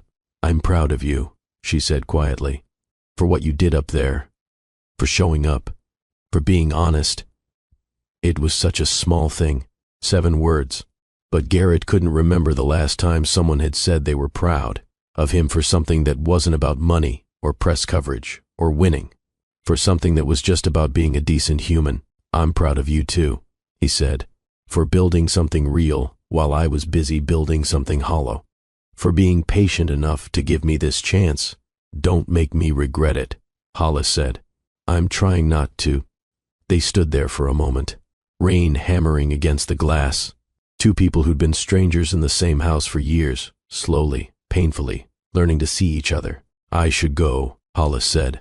"I have a quantum board call in 20 minutes, and I have a one-on-one with Tariq. He wants to talk about the roadmap for the next quarter." "Listen to him," Hollis said. "He's smarter than you about the technical architecture. Let him lead." 6 months ago, that comment would have felt like an insult, a challenge to his authority. Now, it just felt like good advice. "I will," Garrett said. They walked to their separate cars. That was another rule. They drove separately now, each maintaining independence, each having their own space. But as Garrett drove back to the guest house, something was different. For 9 years, he'd been running, chasing valuation, chasing validation, chasing a version of success that required him to be everywhere except where he actually was. Now, for the first time, he was staying still. And in that stillness, in that difficult, humbling, terrifying stillness, he was learning what it meant to be present, to be honest, to be, perhaps, worthy of the second chance he'd been given. That evening, Garrett sat in the guest house. It was a beautiful space, small but perfectly designed. 1 bedroom, a kitchenette, a living area with a gas fireplace, floor-to-ceiling windows overlooking the Puget Sound. It was nicer than the first 3 apartments he lived in combined. But it wasn't the penthouse. It wasn't the master suite with the heated floors and the view of the Space Needle. It was separate, apart, a physical manifestation of the distance between him and Hollis. Sometimes that distance felt like punishment. Other times, it felt like mercy. Space to think, to be alone with his thoughts without the performance of being a husband. His phone buzzed. A text from Dr. Park, his individual therapist. Don't forget tomorrow's session. We're talking about shame versus guilt. Come prepared to be uncomfortable. Garrett smiled despite himself. Dr. Park didn't pull punches. Their first session, she'd looked at him over her glasses and said, "You know you're a narcissist, right?" Like, clinically, we should talk about that. It had been the most uncomfortable hour of his life, also the most necessary. He learned the difference between shame and guilt. Shame was, I am bad. Guilt was, I did a bad thing. Shame was paralyzing. Guilt was motivating. He'd spent years avoiding guilt by performing success so loudly he couldn't hear his own conscience. Now he was learning to sit with it, to let it inform his choices instead of running from it. His laptop sat on the coffee table. He opened it, not to check email or review metrics, just to write. He'd started journaling. Dr. Park's suggestion. Every night, 3 questions. What did I do today that aligned with my values? What did I do today that didn't? What will I do differently tomorrow? It was excruciating, also essential. Today's answers were honest, painful, real. He was halfway through writing when his phone rang. Unknown number, Seattle area code. He answered. "Hello, Mr. Wade." A woman's voice, young, nervous, speaking. "This is Jessica Morales.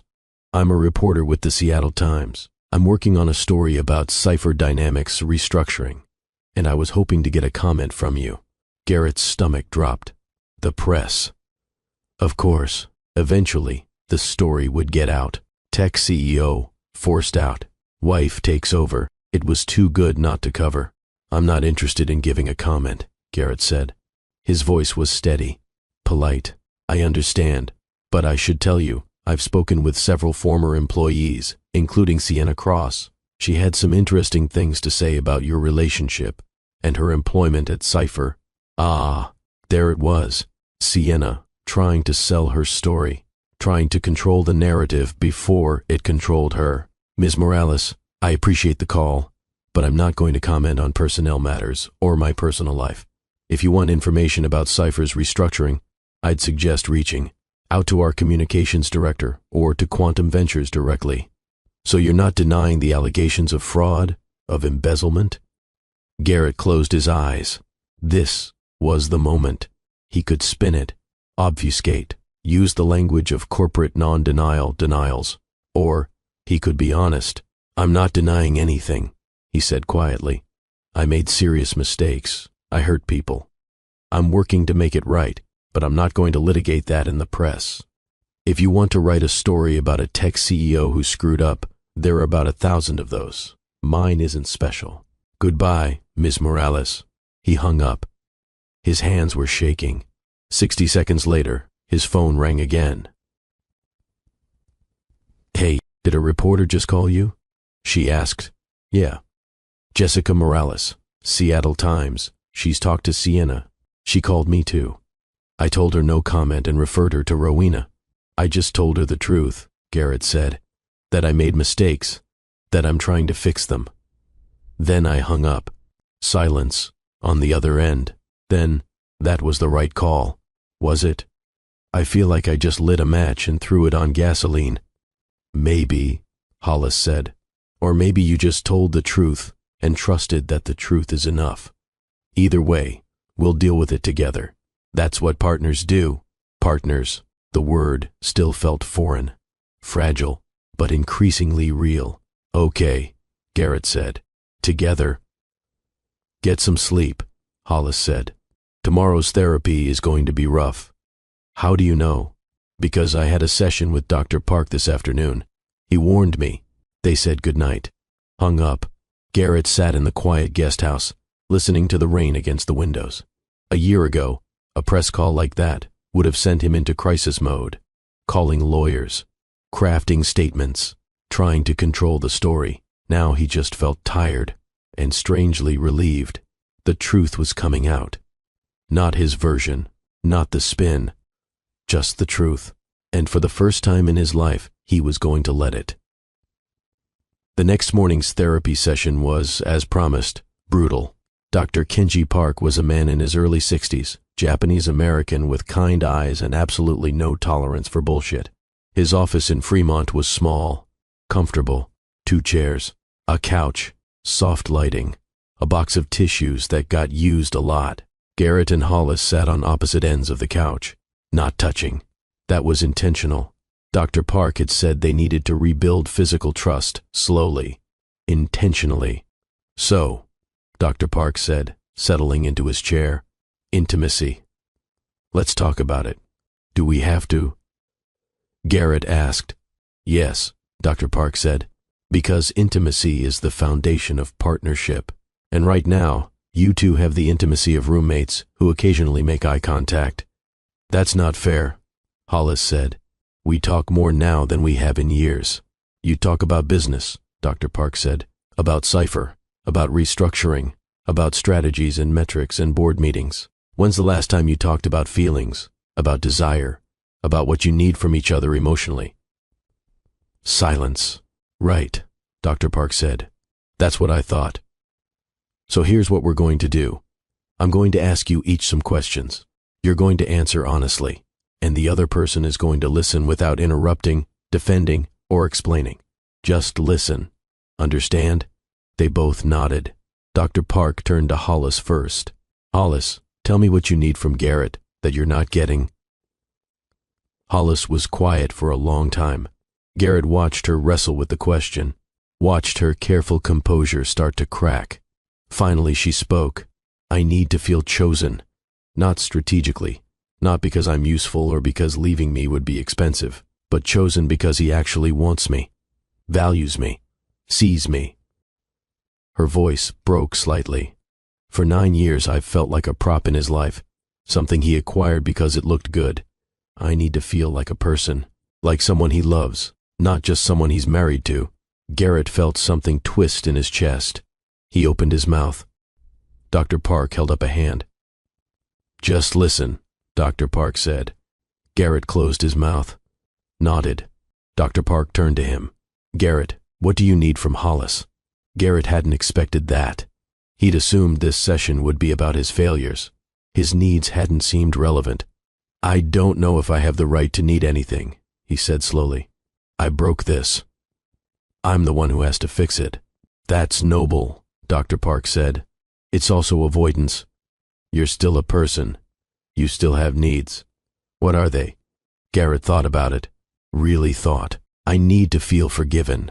Not immediately, not artificially, but eventually. I need to know that if I do the work, if I actually change, there's a possibility that she could see me differently.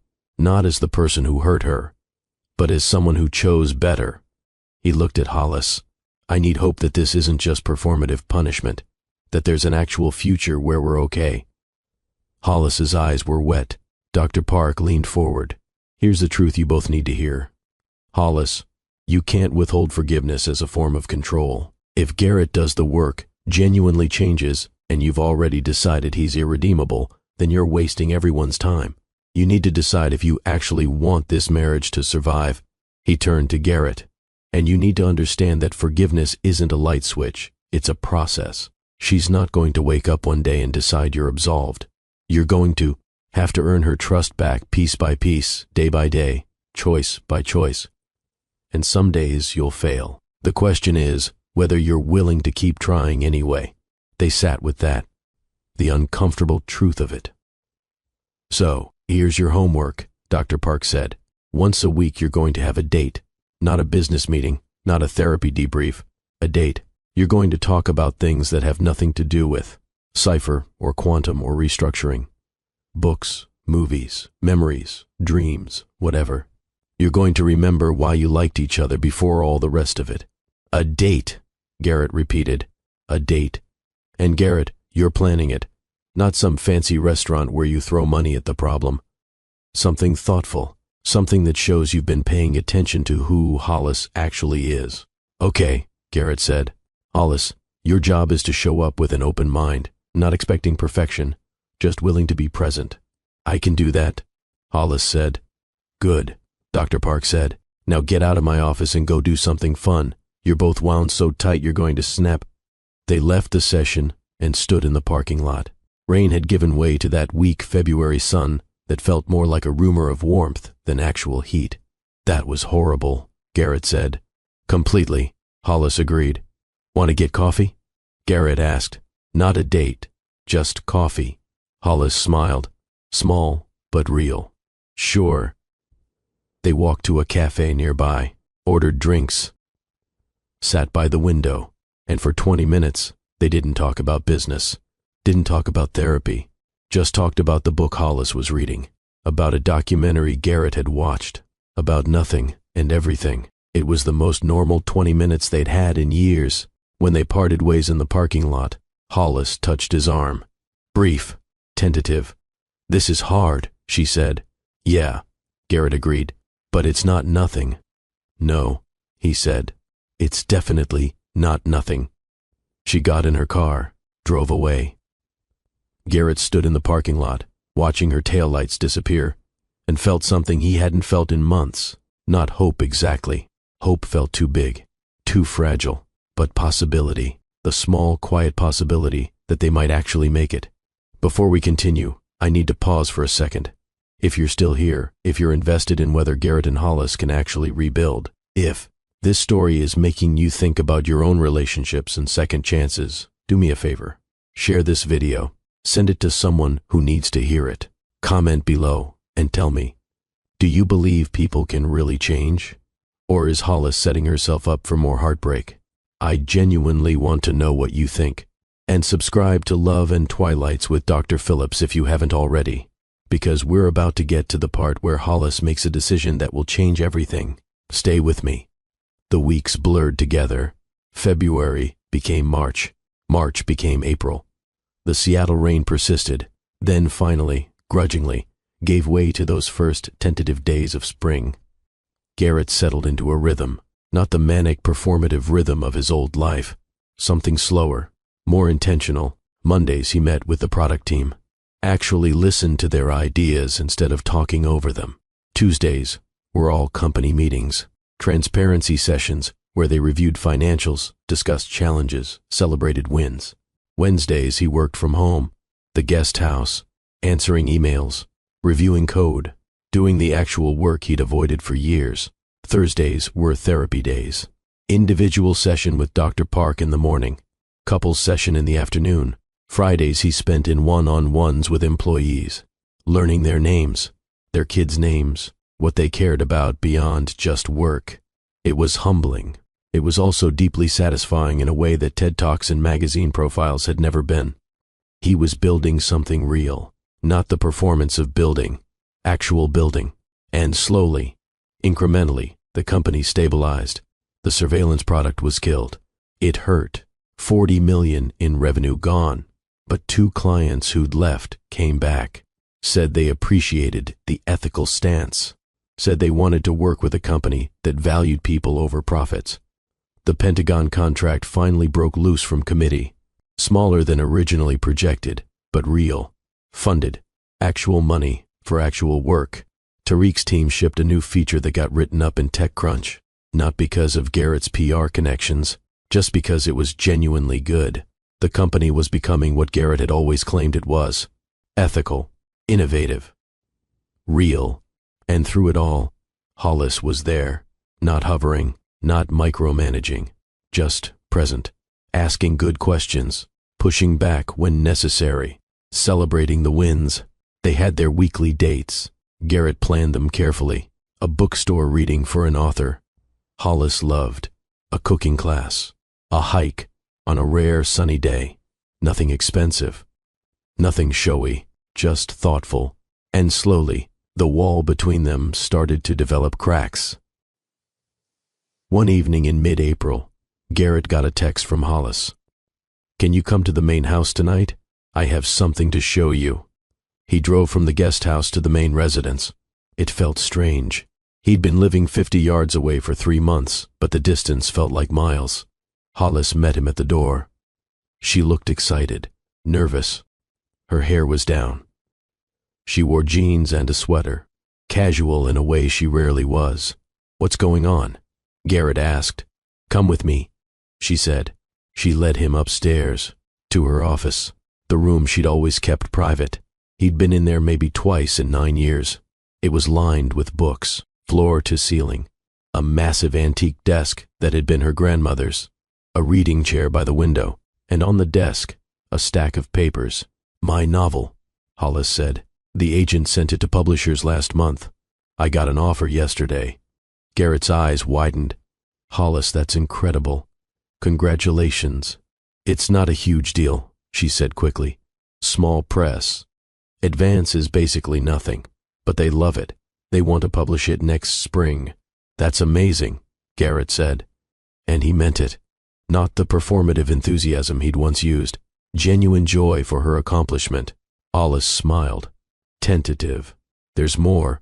They want to know if I'm working on anything else, if this could be the start of a series, or if I have other standalone ideas." "Do you?" "I have ideas," Hollis said. "I've been writing for years. I have 3 other manuscripts in various stages. I just never thought anyone would want to read them." Garrett looked at her, really looked at her. This woman he'd been married to for 9 years and never really known. "Can I ask you something?" he said. "Of course. Why didn't you ever tell me? About quantum, about the writing, about who you really were?" Hollis was quiet for a moment. She walked to the window, looked out at the darkening sky. "At first, I thought you knew. I thought you were just being respectful of my privacy. My mother had always said not to lead with the money, to let people see you for who you are first." She turned back. "But then I realized you weren't being respectful. You just weren't interested. You'd built this version of me in your head, the quiet, boring wife. And I fit into that version so completely that you never looked deeper." "And you let me," Garrett said, not accusing, just observing. "I did," Hollis admitted, "because by the time I realized how little you saw me, I was already running quantum. I was already building something that mattered. And I realized I didn't need you to see me. I had people who did. Rowena, my board. The authors I worked with through the foundation." She walked closer to him. "I had a whole life you knew nothing about. And for a while, that felt powerful. I was winning a game you didn't know we were playing. And now?" Garrett asked. "Now I'm tired of games," Hollis said. "I'm tired of performing the quiet wife while building an empire in secret. I'm tired of being underestimated. I want to be known, really known. And that's terrifying." Garrett understood. He'd spent years being known only by the performance. The tech CEO character, taking off that mask, had been excruciating, but also liberating. "I want to know you," he said quietly. "The real you. Not the version I invented. I know I don't deserve that privilege after everything, but I want to earn it." Hollis looked at him, those hazel eyes that had always been watching, always been seeing more than he realized. "You're doing better," she said. "Not perfect, but better. You listen now. You ask questions. You seem like you actually care about the answers." "I do care," Garrett said. "I wish I'd cared sooner. I wish I'd seen you when it would have mattered more." "It matters now," Hollis said. "That's enough." They stood there in her office, surrounded by her books, her words, her secret life, and Garrett felt something shift, not fixed, not healed, but shifting, like tectonic plates moving slowly toward alignment. "Will you let me read them?" he asked. "Other manuscripts?" Hollis hesitated. "They're rough, unfinished. I don't care. I want to see what you build when no one's watching." She smiled, walked to a file cabinet, pulled out 3 thick folders, handed them to him. "Don't give me notes about commercial viability," she warned. "I wouldn't dream of it," Garrett said. He left that night with her manuscripts, drove back to the guest house, made tea, sat down and started reading. The first manuscript was about a woman who inherited a company and had to fight her board for control. It was sharp, funny, heartbreaking. It was Hollis, all of her, the struggle, the strength, the loneliness of being powerful and invisible. Garrett read until 2 a.m.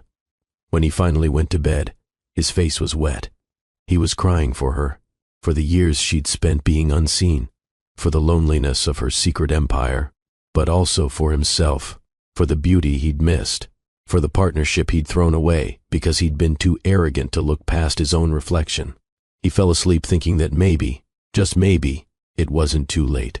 Maybe they could build something new from the rubble of what they'd been. The next day, Garrett showed up to couples therapy with notes. "I read the first manuscript," he told Hollis as they sat down. "The whole thing." Dr. Park raised an eyebrow. And it's brilliant," Garrett said. He turned to Hollis, the main character Claire. "When she has to choose between being liked and being respected, when she fires her cousin who's been embezzling and he tells her she's becoming cold, that success is changing her. And she says, no, success is revealing me. I was always this strong. You just preferred me weak." He paused. "That's you, isn't it? That's what you've been trying to tell me for years." Hollis's eyes were bright. "You actually understood it." "I'm starting to," Garrett said. "I'm really starting to." Dr. Park leaned back in his chair, smiled. "Well, this is progress." They spent the session talking about visibility, about the cost of being seen, about how Garrett had demanded all the attention while Hollis had learned to thrive in the shadows.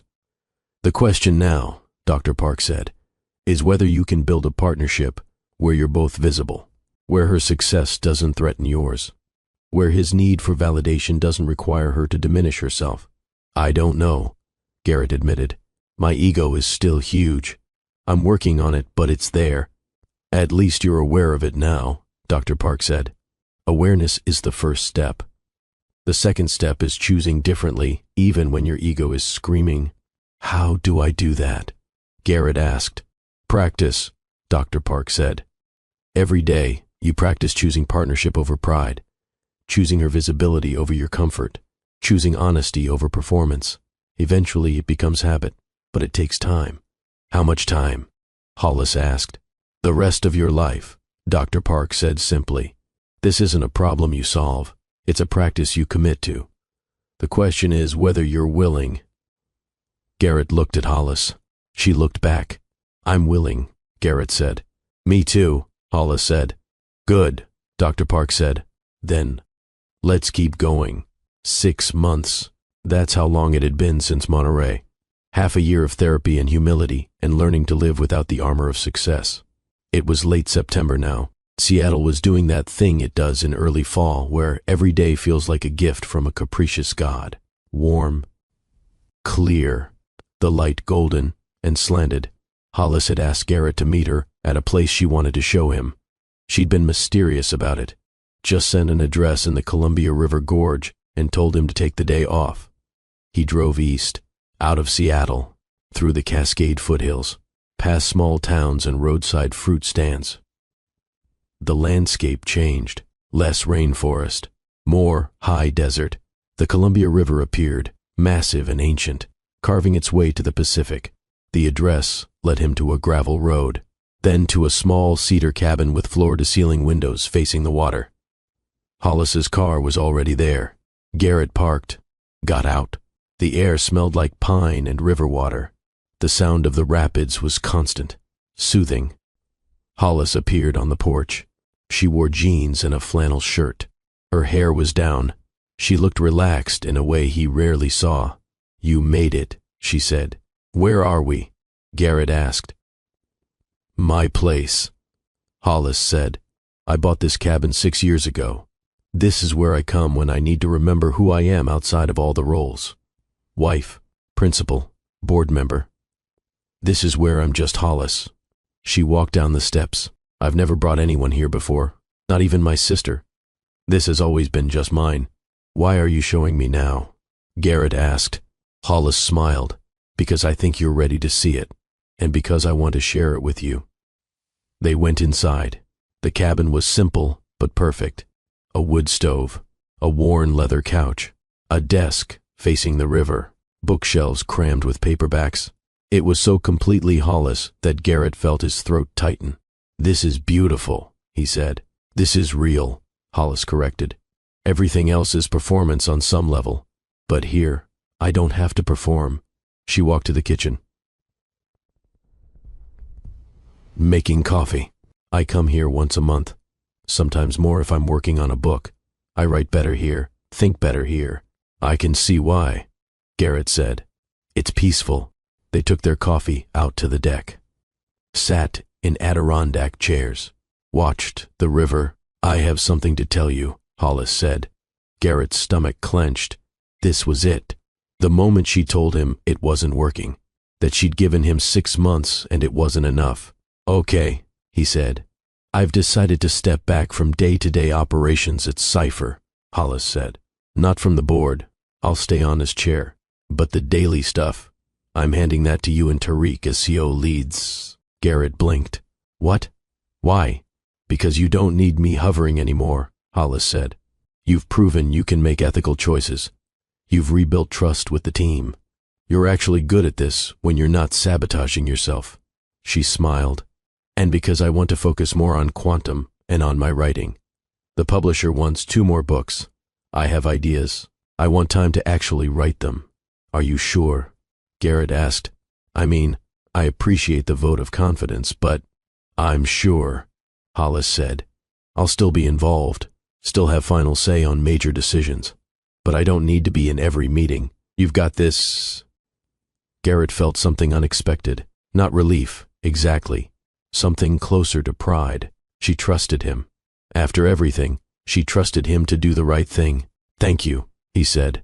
They sat in silence for a while, just the river and the wind in the pines.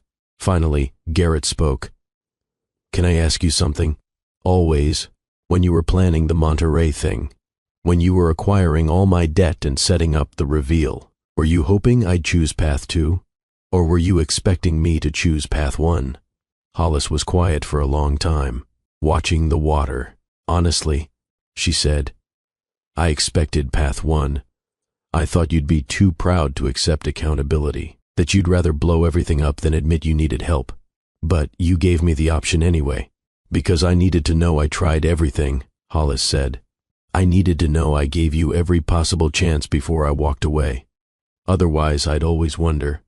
"And now?" Garrett asked. She turned to look at him. "Now I'm glad I was wrong. I'm glad you surprised me." "I'm trying to keep surprising you," Garrett said. "In good ways." "I know," Hollis said. "And it's working." They sat together as the sun moved across the sky. As afternoon became evening, "Can I ask you something?" Hollis said, "Of course. Do you think you love me, the actual me? Not the idea of me or what I represent, but me."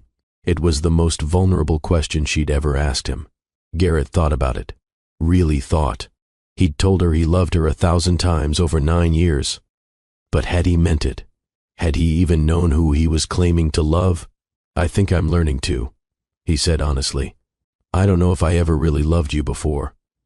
I think I loved what you gave me access to, what you made possible. But now, after reading your writing, after watching you run quantum, after seeing how patient you've been with my disaster of a redemption arc, I think I'm falling in love with you for the first time." He turned to face her. "Is that okay? That it's taken this long? That I had to lose everything to finally see you?" Hollis's eyes were wet. "It's more than okay. It's the most honest thing you've ever said to me." "I want to say more honest things," Garrett said. "I want to keep learning who you are. I want to earn the privilege of being in your life." "You are in my life," Hollis said. "You're right here." She reached out, took his hand. It was the first time they'd held hands in months. The first time she'd initiated physical contact. It felt monumental. They sat on the deck as the sun set over the gorge, hands linked. 2 people who'd been strangers in the same house, slowly, painfully, beautifully becoming partners. "I think we're going to be okay," Hollis said softly. "Yeah," Garrett agreed. "I think we actually might be." Inside the cabin, Hollis made dinner. Simple food. Pasta and salad. They ate at the small table, talked about books and ideas and the future. Not the performative future of press releases and quarterly earnings. The real future. The shape their lives might take if they kept choosing each other. After dinner, they built a fire in the wood stove. Sat on the couch with wine. "Thank you," Garrett said, "for not giving up on me. I wouldn't have blamed you if you had." "I thought about it," Hollis admitted. "Every day for months I thought about it. But then I'd remember that night you sat with me in the dark, when I thought I had cancer. And I'd think, that person is still in there. Maybe buried, maybe lost, but still there." She looked at him. "Were you still in there?" "Barely," Garrett said. "But yeah." Somewhere underneath all the bullshit and arrogance and fraud, there was still a tiny piece of the guy who just wanted to build something that helped people. "You found him. You shocked him back to life." "We found him together," Hollis corrected. They sat in comfortable silence. The fire crackling. The river rushing outside. "Can I stay tonight?" Garrett asked. Not like that. I know we're not there yet. But just stay. Sleep on the couch. Wake up here." Hollis smiled. "You can stay. But you're not sleeping on the couch. It's a cabin, not a palace. There's one bed. We can share it like adults." "Are you sure?" "I'm sure," Hollis said. "I trust you." Those 3 words, "I trust you," they meant more than any declaration of love ever could. They got ready for bed. Hollis lent him a t-shirt. They brushed their teeth side by side at the small sink. It felt domestic, normal, strange, and wonderful. They climbed into bed, stayed on their respective sides, not touching, but not avoiding each other either. "Good night, Hollis," Garrett said. "Good night, Garrett." The darkness settled around them. The river sang its endless song. And for the first time in years, Garrett fell asleep next to his wife, feeling like he was exactly where he was supposed to be. The next morning, they woke to sunlight streaming through the windows, made coffee, sat on the deck, and watched the mist rise off the river. "I should get back," Garrett said eventually. "I have a board meeting tomorrow. Need to prepare." "Me too," Hollis said. "Quantum's looking at an acquisition. I need to review the terms." They packed, cleaned the cabin, prepared to return to their respective lives. But something had shifted. Some final piece had clicked into place. As they stood by their cars preparing to leave, Hollis spoke. "I've been thinking about the living arrangements," she said. Garrett's heart sank. Here it was. She was going to ask him to move out entirely, get his own place. "I think it's time you moved back into the main house," Hollis continued. Garrett's head snapped up. "Really? Really?" Hollis said. "Not to the master suite. Not yet. But to one of the guest rooms. Close enough that we're actually living together. Far enough that we still have space. Are you sure?" "I'm sure," Hollis said. "We're partners now. Real partners. We should live like it." Garrett felt something swell in his chest. Joy. Relief. Hope. "Okay," he said. "Yeah. Okay." Hollis smiled, stepped closer, rose up on her toes, and kissed him. Not a performative kiss, not an obligation, a real kiss, soft and brief and full of promise. When she pulled back, Garrett was speechless. What was that for? He finally managed. "For being patient," Hollis said. "For doing the work. For becoming someone I actually want to kiss." She got in her car, rolled down the window. "I'll see you at home." Home, not the house. Home. Garrett watched her drive away, then got in his own car.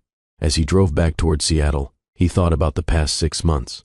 The humiliation, the therapy, the guest house, the slow, painful work of becoming better. It had been the hardest thing he'd ever done. It had also been the most worthwhile. He'd lost his empire, his reputation, his pride, but he'd found something more valuable. He'd found partnership, honesty, the quiet strength of actually being known. The algorithm had finally learned, and the code it was writing now, line by careful line, debugging itself in real time, was something that might actually last. 1 year, 365 days since Monterey. Garrett stood in the living room of the Western Avenue penthouse. The same room where this had all started. Same view. Same furniture. But everything was different. He was different. Cipher Dynamics had just been written up in the Wall Street Journal. Not for its valuation or its growth. For its ethics. For pioneering a new model of AI development that prioritized transparency and user consent. Revenue was up 18%. Not explosive, but sustainable. The team had grown to 45 employees. Every one of them knew Garrett's name. He knew theirs. The Pentagon contract had been renewed, expanded. They were building things that actually helped people. And Hollis's novel had been published 3 months ago. It had sold modestly. Reviews had been incredible. She was working on the second one. Quantum was thriving. She'd just closed a major deal investing in a clean energy startup founded by 2 women engineers. She was visible now. Present, no longer hiding her power. They lived together. Shared the master bedroom. Had date nights. Fought sometimes. Made up. Did the work of actually being married. It wasn't perfect. Some days were hard. Some days Garrett's ego flared up, and Hollis had to remind him to choose differently. Some days she pulled away, and he had to give her space. But it was real, and real was so much better than the performance had ever been. There was a knock on the door. Garrett answered. Rowena Pierce stood there, holding a bottle of champagne. "Ms. Pierce," Garrett said, "to what do I owe the honor?" "I thought we should toast," Rowena said. 1 year since the restructuring. Cipher is profitable. Hollis is happy. You haven't committed any felonies. I'd call that a win. Garrett laughed. "Please, come in." Hollis emerged from the office, smiled when she saw Rowena. "Are we celebrating?" "We are," Rowena said. They opened the champagne, poured glasses, stood by the windows overlooking the city. "To second chances," Rowena said. "To partnership," Hollis added. "To doing the work," Garrett said. They clinked glasses. Drank.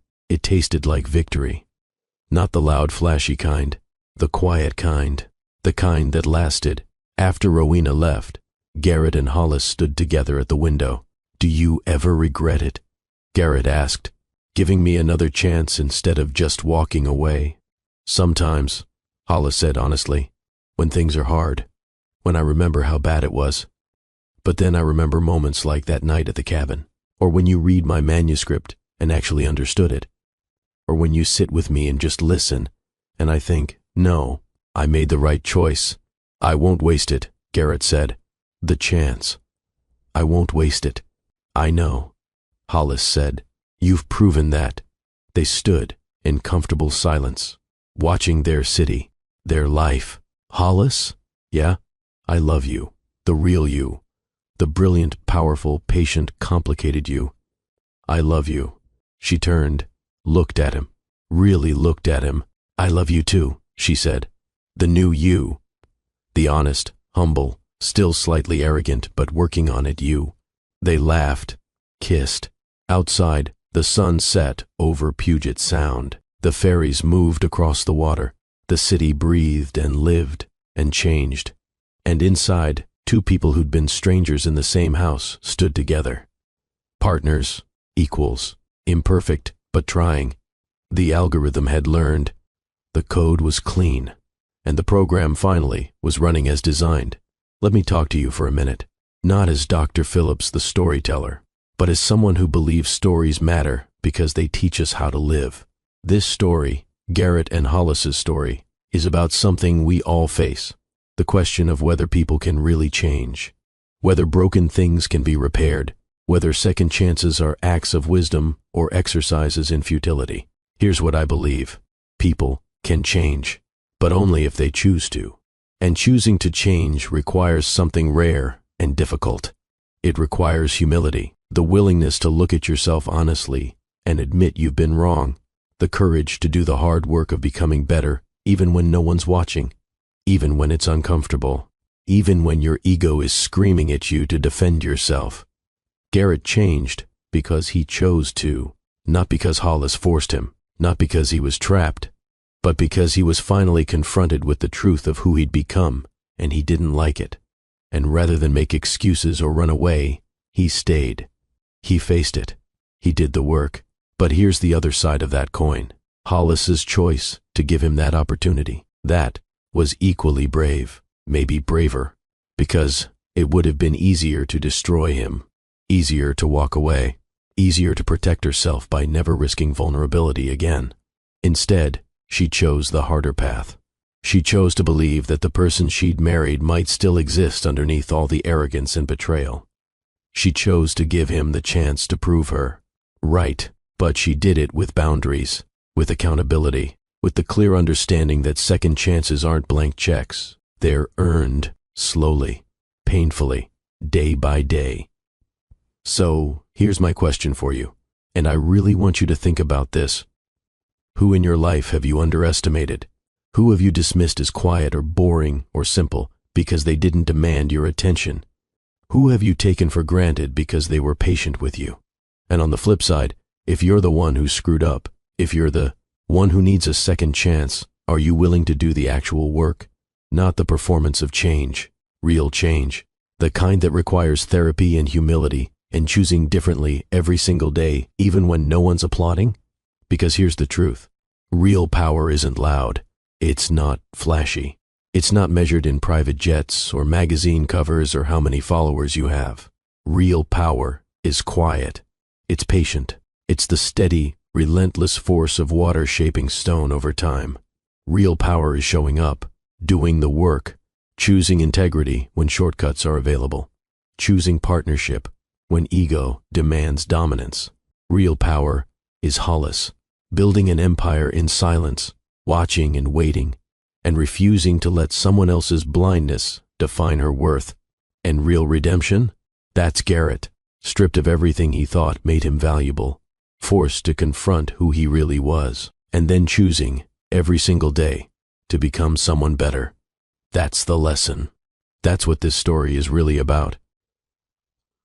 Revenge, not gotcha moments, but the hard, beautiful, messy work of becoming who you're supposed to be, of seeing the people in your life for who they really are, of building something real instead of just performing success. So here's what I need you to do. If this story moved you, if it made you think, if it made you look at your own life and relationships differently, hit that like button right now. Share this video. Send it to someone who needs to hear it, someone who's underestimated, someone who's struggling with whether to give someone a second chance, someone who's trying to figure out if they can really change. Comment below. Tell me where you're watching from. Tell me what you thought. Tell me if you believe in second chances, or if you think some betrayals are unforgivable. I want to hear from you. I want to know your story.